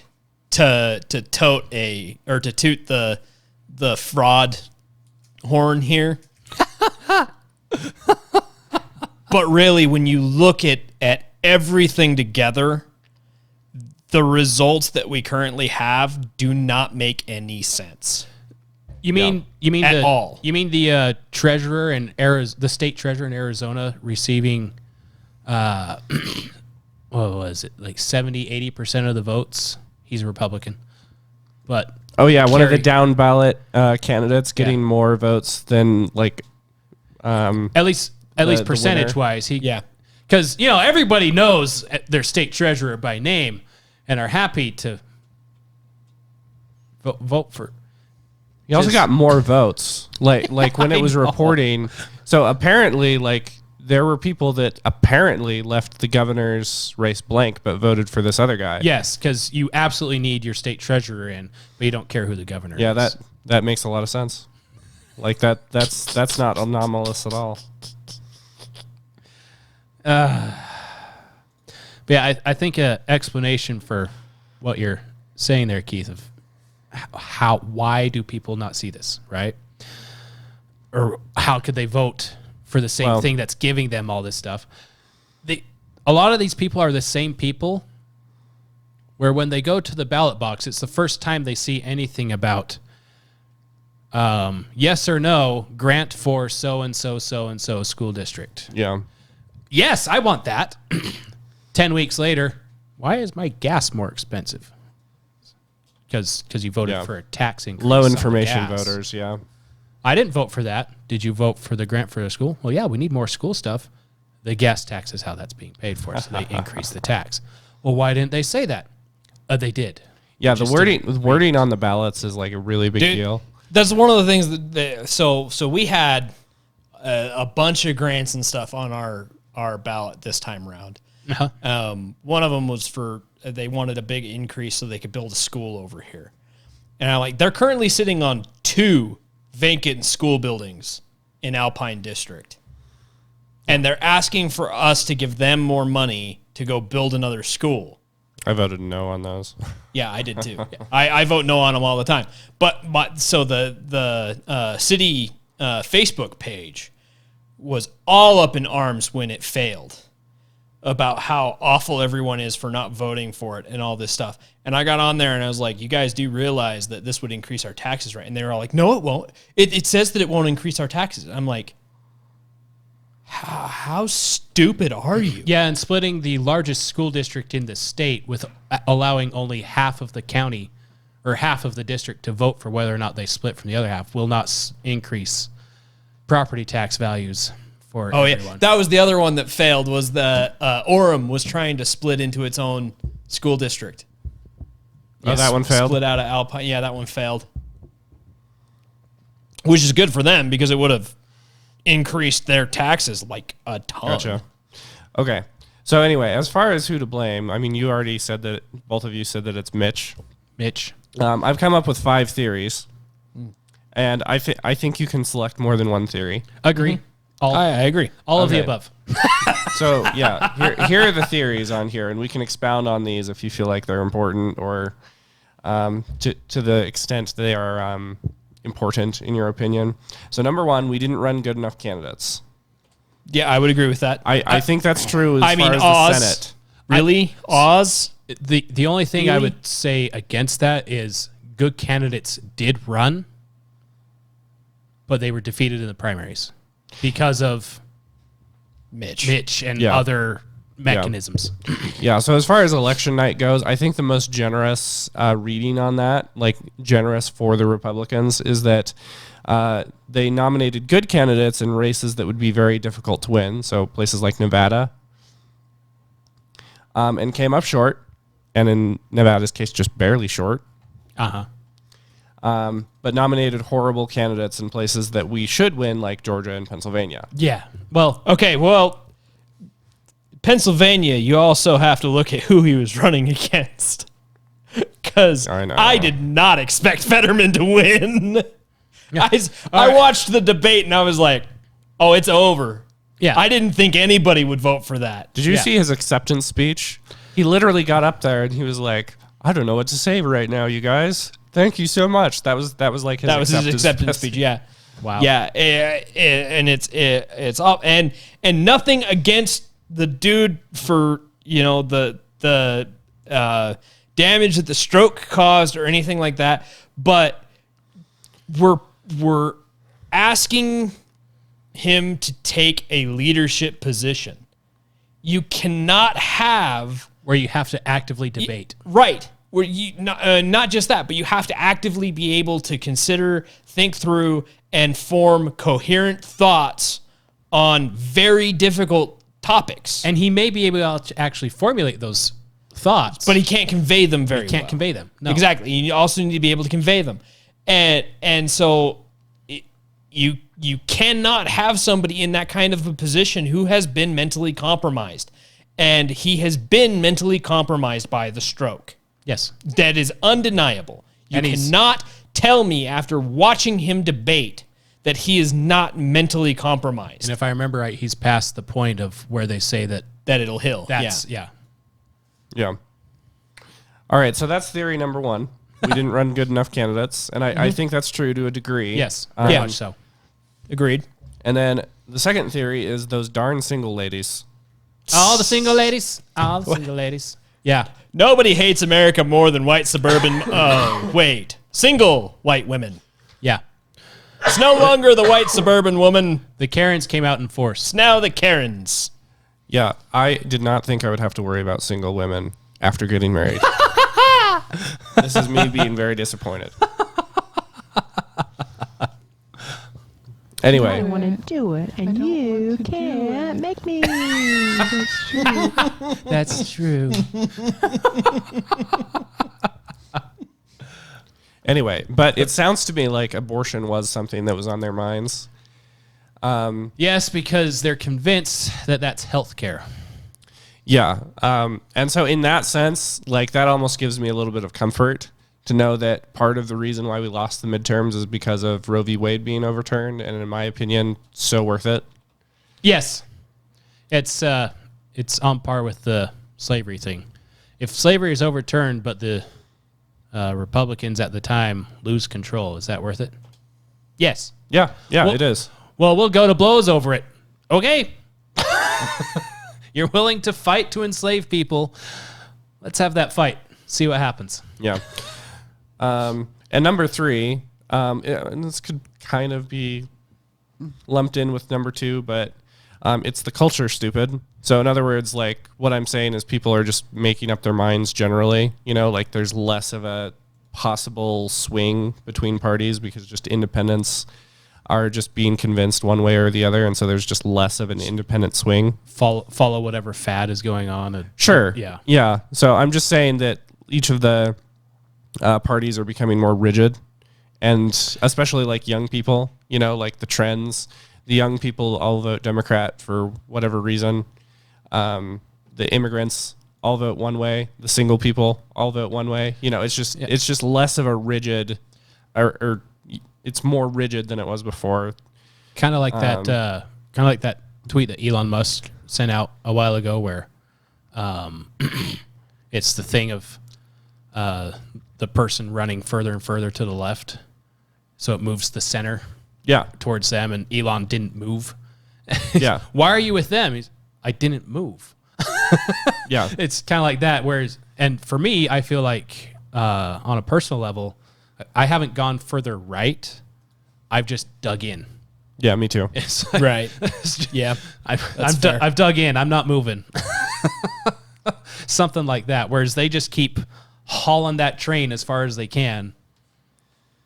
Eventually it finds a cliff. Yeah. I'm told. No, the older I get, I feel like I'm becoming more radicalized in the sense that like but I'm realizing that more means I'm willing to withstand opposition. It doesn't actually mean that I like have moved anywhere. How about no? How about no? Anyway, so the next theory that I have is it was all Mitch McConnell's fault. Yeah. And you both expressed your feelings on that, and I completely agree on that. It's too bad. I really admired Mitch when he got us those Supreme Court judges. Right. Like I thought that was pretty heroic of him, but I think I'm just coming to realize that these are tragic figures. Like I don't think Mitch, because he did this great thing, is therefore a good guy forever in perpetuity. Yeah. Unfortunately, that's like the only real positive highlight he's got, because he part of his thing earlier was the root and branch that I do sometimes. That was him talking about getting rid of Obamacare. We're gonna get it out root and branch, gonna get rid of it. Yeah. It comes time for it. He doesn't push Republicans to unite behind voting for it to be repealed. Yeah. And so we get McCain that votes in favor of it staying. Yep.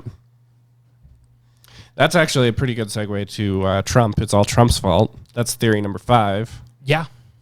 What do you guys think about that one? Yeah, because that's all the ammo the left has. I mean, yes and no. Yeah. I would say on that one. Depends on the area. That one, I would almost put those last two together. Because it was the combination of the way, Trump and Mitch, because it was the combination of the way that they both went about it that really kind of divided everybody. Are you saying in opposition? So yes. Because they were opposed to each other? Well, and not just that they were opposed to each other, but the way that they just fought it out rather than trying to find any kind of common ground. They literally both grabbed a rope and ran in opposite directions. Except for Oz.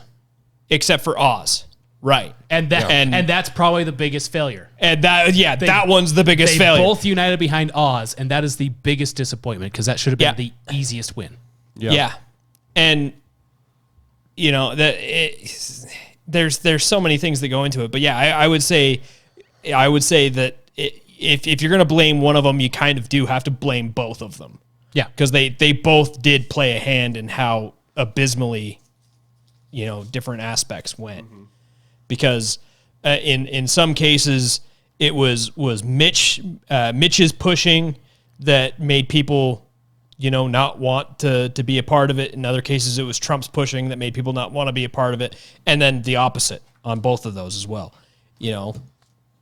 And it's a fine balance to find, and the middle ground is something that I don't think we're going to see in a while in the Republican Party. Well, I think, ironically, the middle ground is actually someone like DeSantis. Yes. Because I would agree with that. Because he's got that fire and tenacity of Trump.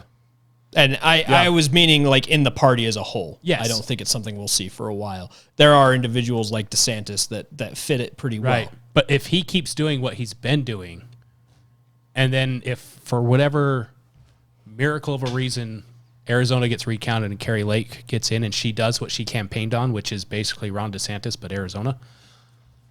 Mm-hmm. And then that ends up being successful. So that should be where the party moves itself, because it's proved right in Florida. If it happens again in Arizona, then yes. And also in Iowa, that the governor there, I can't remember her name because she stays out of the media because she's busy running her state, which is awesome. But she's done a lot of the same stuff with the COVID stuff. They were the first state to unlock everything. This is stupid. We're done. And their economy just roared back right after that. Which state? Iowa. Kim Reynolds, I think, comes to mind. Yeah, it is. It's Kim Reynolds. But yeah, so what she's done, and then her coattails have brought in an extremely conservative legislature that's just been passing all this stuff for election security and for stopping grooming of children and all this other type of stuff, which is exactly what's been happening in Florida. And again, if Carrie Lake somehow pulls out a recount victory, that was very disappointing. That Carrie Lake, I know it's up for recount or whatever because the margins were close, but I honestly, that's the one that I'm like, there's no way in hell I believe that Hobbs won. Doesn't pass a smell test. Hobbs didn't even show up for the debate. She only showed up to work 15 times while Secretary of State last year. She followed the Biden strategy, which was lock herself in a basement and let the media do all the work for her. And I would say probably the most accurate theory in my mind as to why all of this happened. If you follow Occam's razor, the simplest solution is often the most correct. And the simplest solution in my mind is that it was just a simple war of misinformation that we lost. Yeah. Because she had 100% negative coverage. You have all of the media carrying the water of the Democrats. So anytime you go anywhere where you aren't searching for actual information, where you aren't looking for yourself to find information. If you just do a general Google search, you know, and even take the top result. Yeah. Not if you don't even do that, then the only information that you get is what you see in ads and on news and on things out social when media. You're out and about. Like you go out, you go get your oil changed. They have CNN on. You know, I go to the chiropractor and they have MSNBC. Go to the airport. You know, you go or not the chiropractor, the physical therapist. My chiropractor doesn't have a TV. Anyway, you know, you go to the airport and they're playing CNN. You know, they have all of these different places that you go are playing these media channels that are purposefully carrying the water of these candidates. Yeah. They're purposefully only showing the one side. And so the grand majority of people, they're just going about their lives. They're really not paying attention. Yeah. They're really not. Which in their defense, in an honest society, that's how it should be. Right. Yeah. And so, I agree with and that. so that's why we send people to government positions, is to take care of the things we don't want to bother ourselves with. right. And so what you're, a good portion of it, I'm not saying it's all of it, but I would say a good portion of it, the honest votes, the ones that came by it honestly, a good portion of it is they just simply didn't know any better. Yeah. No, I agree with that. You know? I did speak a little bit about general frustration that I have is like I'm very frustrated with how the average voter votes. Yeah. You know, like most people, they go out based off of two things. They go off of just the the feel of the person, so just how the candidate makes them feel, and they vote based off of that. Terrible way to vote. And they vote based off of consensus. Particularly the consensus within their circle, which in my opinion, I think that can be manipulated by the media. Oh, yeah. Very much so. So well, we're a very humans in general are very gregarious people. We are designed to be social. We are designed to seek social interaction and to seek social acceptance. Man is not meant to be alone. Man is not meant to be alone. Exactly. And so that is a very strong form of magnetism in our way of thinking. You are what you surround yourself with in a lot of ways. Unless you are an extremely strong personality who just doesn't change no matter who you're around. But those types of people are damn near non-existent. Yeah. I mean, in terms of like the general population. Yeah. Yeah. It's interesting you bring that up because on Sunday at church, the topic we were talking about was belonging. And it was covering one of the talks from one of our leaders about people who are trying to belong and stuff like that. Yeah. Often feel like they don't belong. And I brought up the fact that, and that's one of the things with people is we want to belong. We, in some way, shape, or form, we have to belong somewhere to something, some cause, some person, whatever. And I brought up the point that, because that's basically where the conversation was going. And so I came in with, where did the Savior belong? Nowhere. Yes. well, where he didn't belong anywhere. Nowhere and everywhere at the same time. Yes. But everywhere he went, they didn't want him there. Yeah. Until at the end of his life, and then they crucified him a week later. But then who did he surround himself with? He surrounded himself with people that don't belong. Yeah. He surrounded himself with fishermen that couldn't fish. Surrounded himself with a Jew that worked with the Romans. All these people that did not belong in the part of society that they were in. And that's who he got himself together with. So that he belonged with the people that don't belong. And going beyond that, we're spiritual beings on an earthly journey. And so we don't belong here. Yeah. This is abnormal for us, and we're out of our element, which is why things get so crazy here, because none of us belong here. Yeah. And so we try so hard to try to belong, whether it's I got to vote this way so that the people in my neighborhood will accept me because I can talk to them about, oh yeah, I voted for the person with a D next to their name, or I voted for the person with an R next to their name. Yeah. It's that kind of mentality is going on.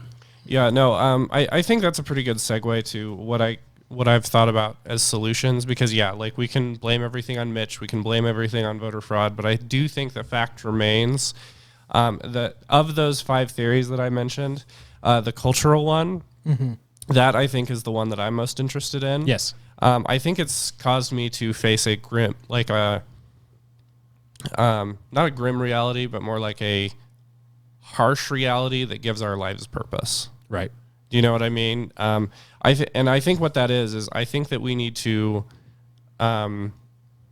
be more bold in our approach to change the culture. Yes. Because like I have been astonished by how much the culture has changed in the last decade or so, basically ever since the gay marriage debate even started. Even just the last couple of years. Yeah. You know, it's changing more and more rapidly. Like exponential growth. It was not that long ago. Like Barack Obama opposed gay marriage in 2008. Yeah. Like that was like 5 seconds ago. And now if you tell someone out anywhere, like at your work or something, that you oppose gay marriage, then you are the worst person. Yes. According to the culture. And that is just, that's fascinating. Oh, speaking of, Mitch McConnell has said he's prepared to put gay marriage on the voting block. Oh yeah, I've heard about that. And codifying gay marriage into law, which that would effectively embed Oberfell into law. Yes. Yeah. That was the gay marriage case. Yeah. Anyway, and yeah, apparently they have 60 senators that are willing to do that, including a bunch of Republicans. Yes. Yeah. So anyway, I won't get into that today. Maybe some other episode I can expound my thoughts on that. But I think the solution moving forward on something like this, on changing the culture, I think that we need to, first of all, fight back on that, the perception of consensus that doesn't actually exist. Yes. I would say a good example of that, of the media trying to manufacture consensus, where the KSL article, by the way, just quick note here. So yeah, there's a lot of bad news that came out of the lack of a red rave, but there are certain reasons why I feel good about it. One of those is that, Utah made wise choices. Yes. Yeah. Like we were straight red, which that made me very happy. That was, Utah is where my influence is, and we chose all the right people. It's often regarded as the most constitutional state. Yeah, and I'm very proud of that. Like, yes. I'm very proud to live in a state that made wise choices this time. And yeah, I was thrilled when Mike Lee won. If we recorded in the mornings, I would have brought everyone Egg McMuffins to celebrate. Don't they sell those 24 hours a day now? I don't know. Oh. I think they did they got rid of the breakfast limit for like a little while, but then they went right back to it. They went right back to it. I don't know. I don't go to McDonald's that much. I don't either. Anyway. But their breakfast is the only thing worth eating ever, so. It's true. Anyway, so there were KSL articles that basically tried to convince the public that it was neck and neck between McMullen and Lee, and then Lee ends up winning by like 13 or 14 points. Uh-huh. Like them in the Salt Lake Trib. That is not a close race. No. And they were trying to. So I think that's a good example of them trying to manufacture consensus. Yeah. Mm-hmm. Because I do think that a lot of people are like, oh, well, if that's where the tide is going, I guess I'll just follow the tide. Yeah. Right. When it's just a complete mirage. Right. Well, yeah. Why swim upstream? So anyway, that being said, I think the solution to that is I think that we need to be bolder as cultural figures. Like take the single ladies, for example. Like, I think we need to figure out how the Republican message would appeal to what's important to them.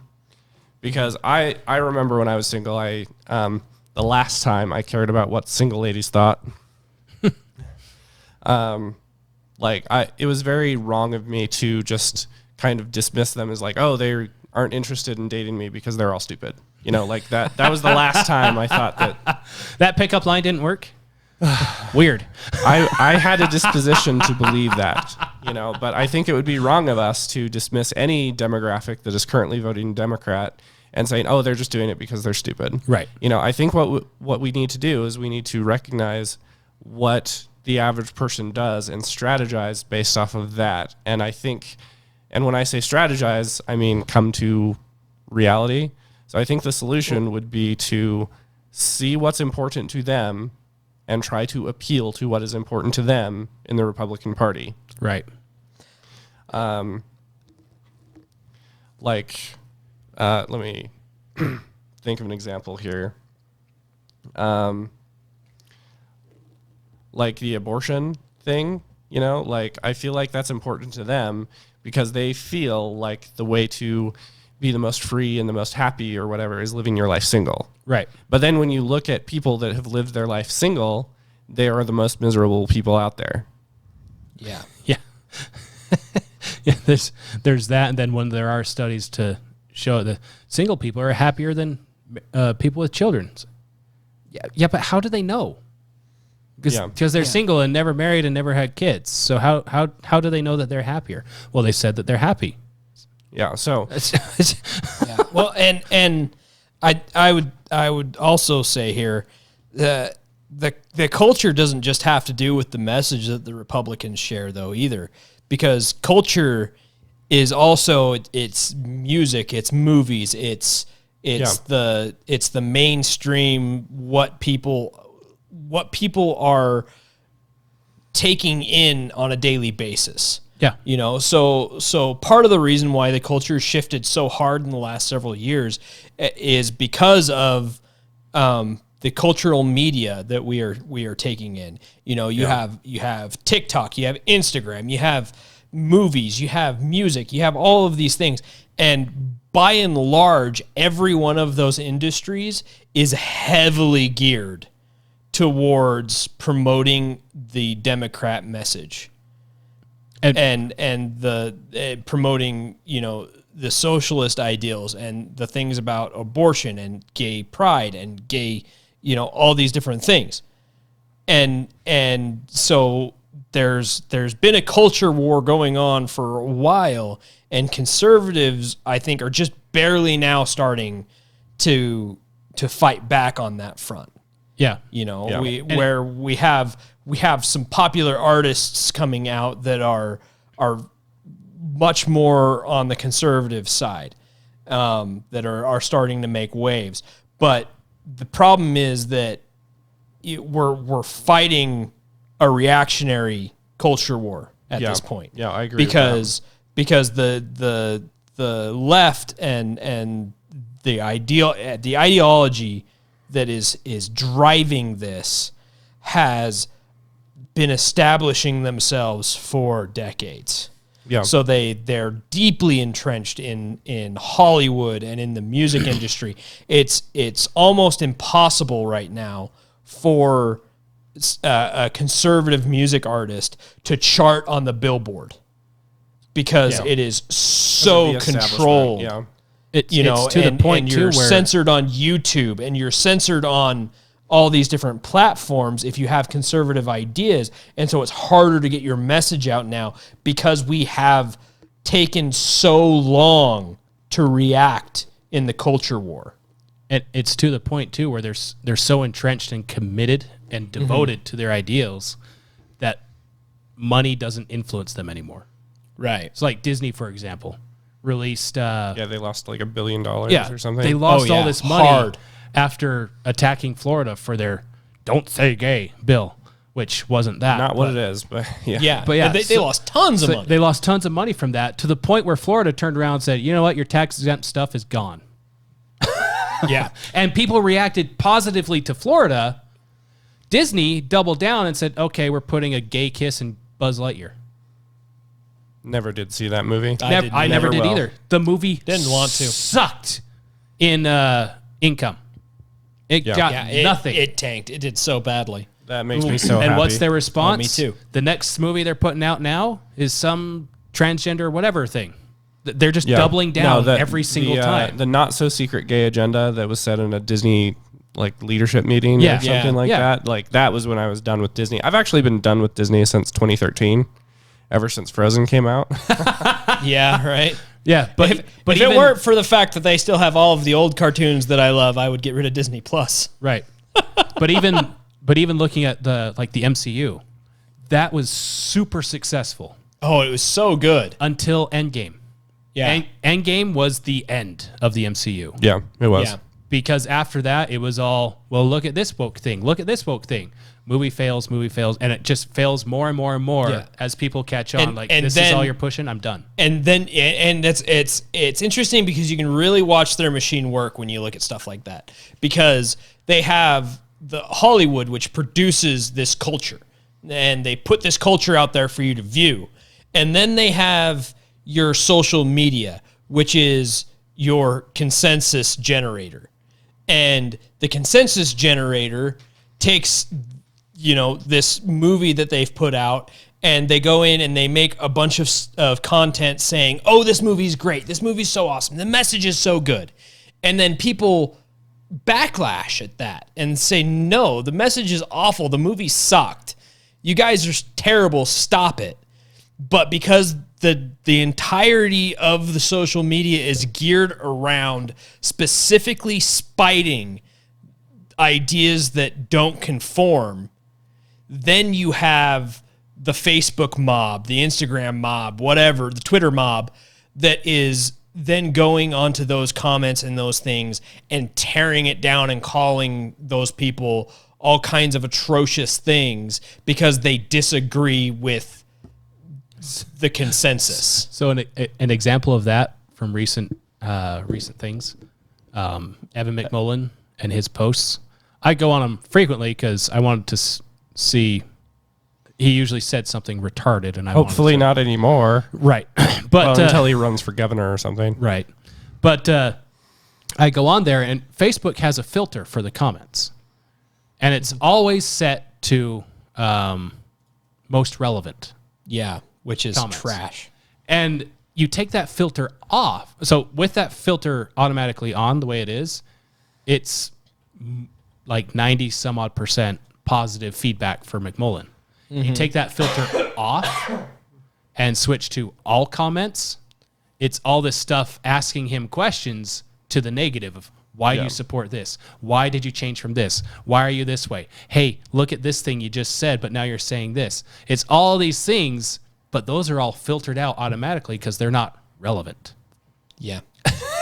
And that's where most of my comments ended up. Yeah. Was it's filtered out through that filter. Yeah. So anyway, I'm convinced that, like, culturally speaking, I think that those of us that are conservative and traditional leaning and so forth, like, I think that we need to step it up culturally. Yeah. I think that, like, for whatever reason, we tend to be non-confrontational and polite and things like that. Well, we just want to be left alone. So that's what we do to others, is leave them alone.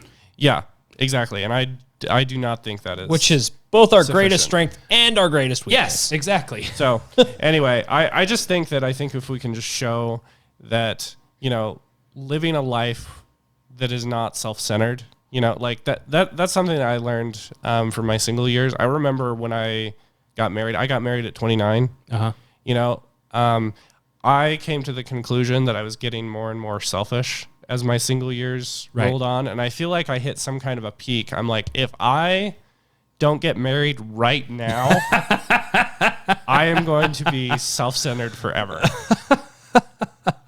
That's literally how I got married. But no, seriously, like, So my wife asked me, why aren't we dating? I said, I don't know. So we dated. It's a story.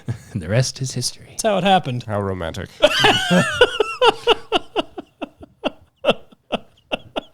But no, I think it's true. Like, I think that, like, there's a relationship where as you become more self-centered, like, your purpose kind of evaporates, and then you have all these mental health problems. And what is our generation struggling with again? Definitely not mental health. Yeah, definitely not that. Well, and to a conversation we had before, a lot of that has to do with diet and stuff too.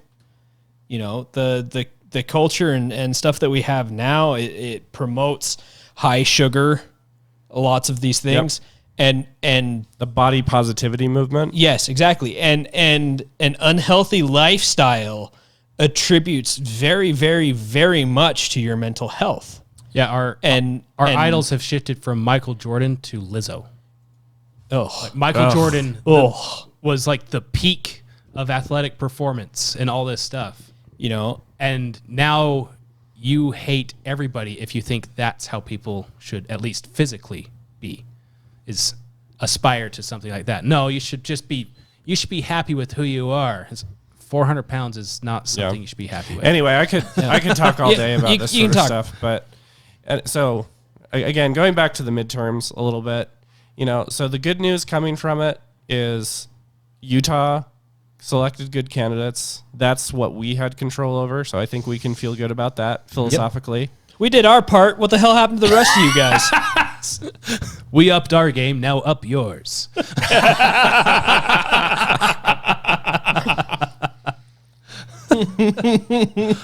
You know, I also think that good news from the midterms is like it appears like we are behind, which means examples such as ourselves, such as all the other conservatives, like are needed more than ever. Mm-hmm. And that's probably bad news, but also it gives our lives purpose, and I think that's a good thing. The bad news is that I think we are so screwed. Oh yeah. Like, we're in a situation right now where I definitely do think that there's some voter fraud shenanigans happening. Like, who was Carrie Lake running against? What was her name? Hobbs. Yeah. Katie Hobbs. So she won after they kept counting. Like, the polls indicated that Carrie Lake was probably going to win, like a 3 out of 4 chance of her winning or so.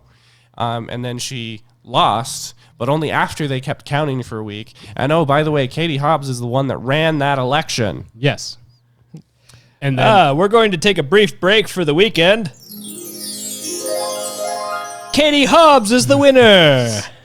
Yeah, and then on those same lines in Nevada, the Republican senator was in the lead Friday by like 3 points. Yeah. And then they found just enough votes. Well, the live feed to the vote count center. Oh, that's right. The cameras went off. The cameras for like turned 6 off. hours. Everyone had left the building though, and the cameras turned off. They came back, got the cameras fixed. The security guard confirms that nobody entered the building during that time. And it just so happens that when they got back, there's enough votes for the Democrat to win. What do you know? Not suspicious at all. Just happened. It just happened. But yeah, I think the reason why we're screwed on that is because, like, the only way to fix it is to win elections and then fix it. Right. But the problem is that the Democrats won't let us do it because they already, shall we say, fixed it. The fix is in. Yeah. Yeah. It's for them. I think the way moving forward, at least on the Republican conservative side, is we now have our battle lines within our own party. Yeah. And you have to hold that line and then push that line where appropriate.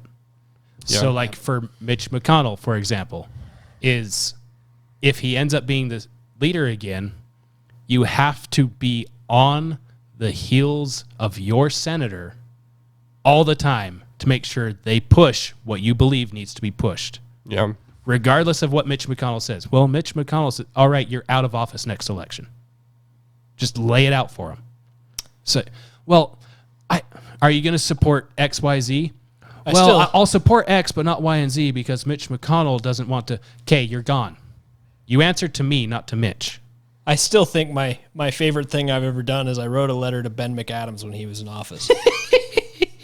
Yeah, and I asked him 2018 to 2020, right? Yeah, I asked him several questions about why he voted certain ways, despite the fact that the majority of people in Utah don't agree with those things. He wrote me back, basically saying "F you, I don't work for you," type of thing. Like, didn't really give me any answer. So I wrote him back, and I said, "It doesn't work for you anymore." I wrote him back and said, "Okay.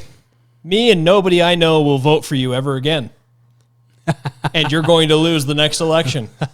And he lost the next election. It was a nail biter, though. My threat was good. Delivered as promised. So let it be written. So let it be done. But yeah, you know, and to your point of going forward, yes, we have the battle lines. We need to push our senators. We need to fight like hell.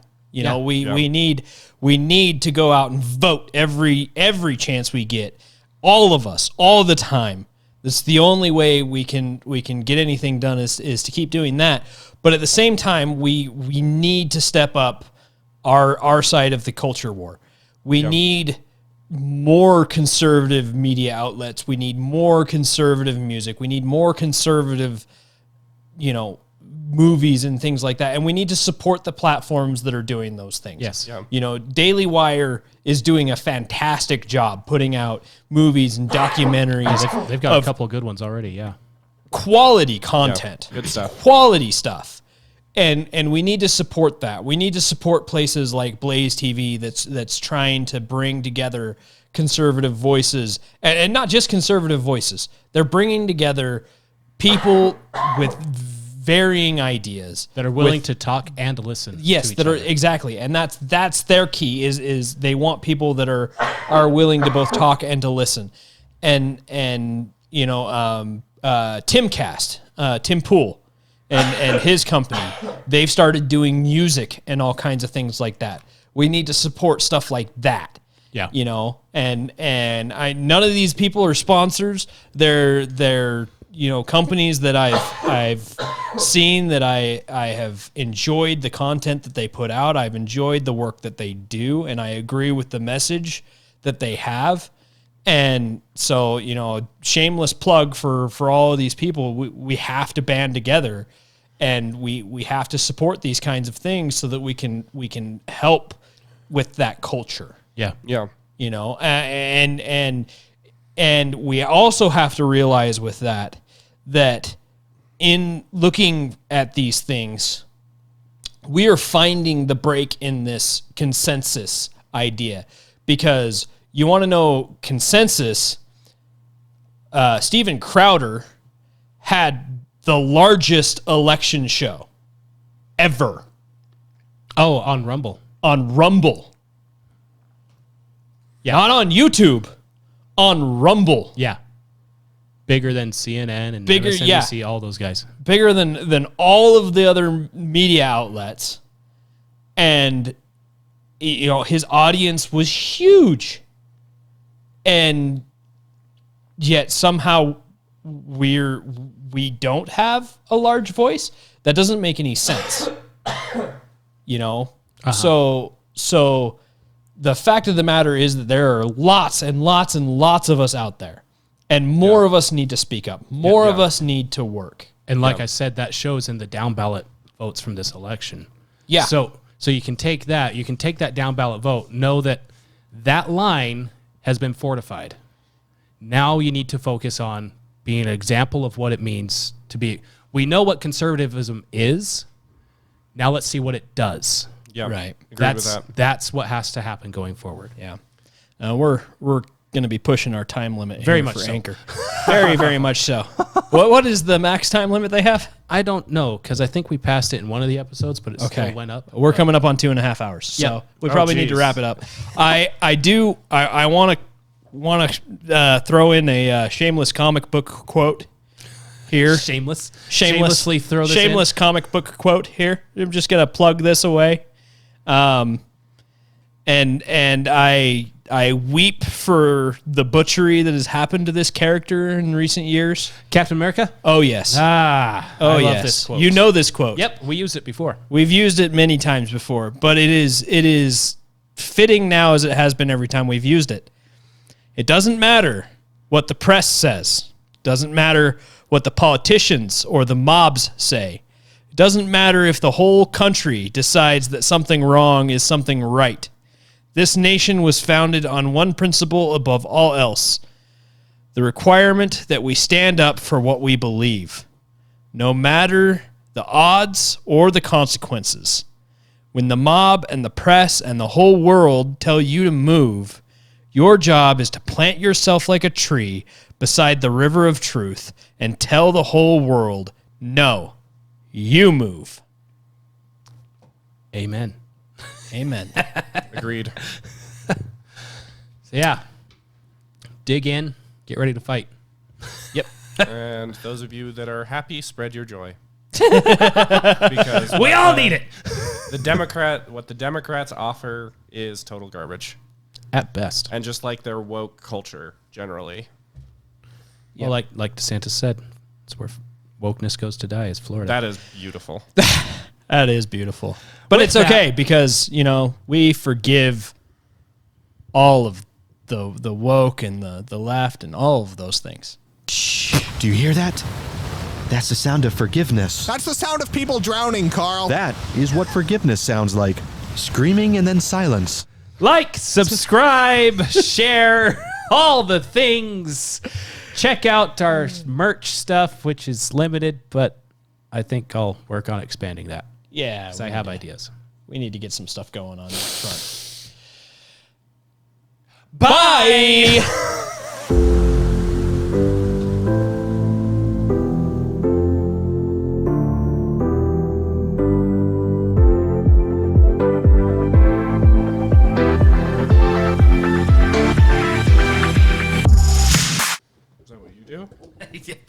Apparently.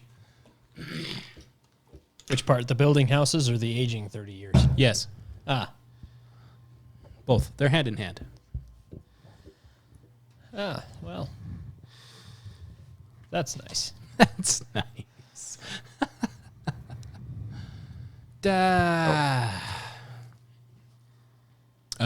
are in order, except for the Time article, in case you're wondering. Oh, where's the Time article go? First. The New York Times? Just the Time. Time. Time magazine. Time. Yeah, Time. Marty, we have to go back. Oh, all the way back. Yeah. I mean, we're not going through the whole thing, obviously. It's just. Yeah. Yeah. Yep. I'm almost ready here. Are you recording yet? I have been recording for a while. He's got the clap and he's giving it to you. Dang it! Gotta find that clap now. That sounds bad. Gotta find that clap. Where is it?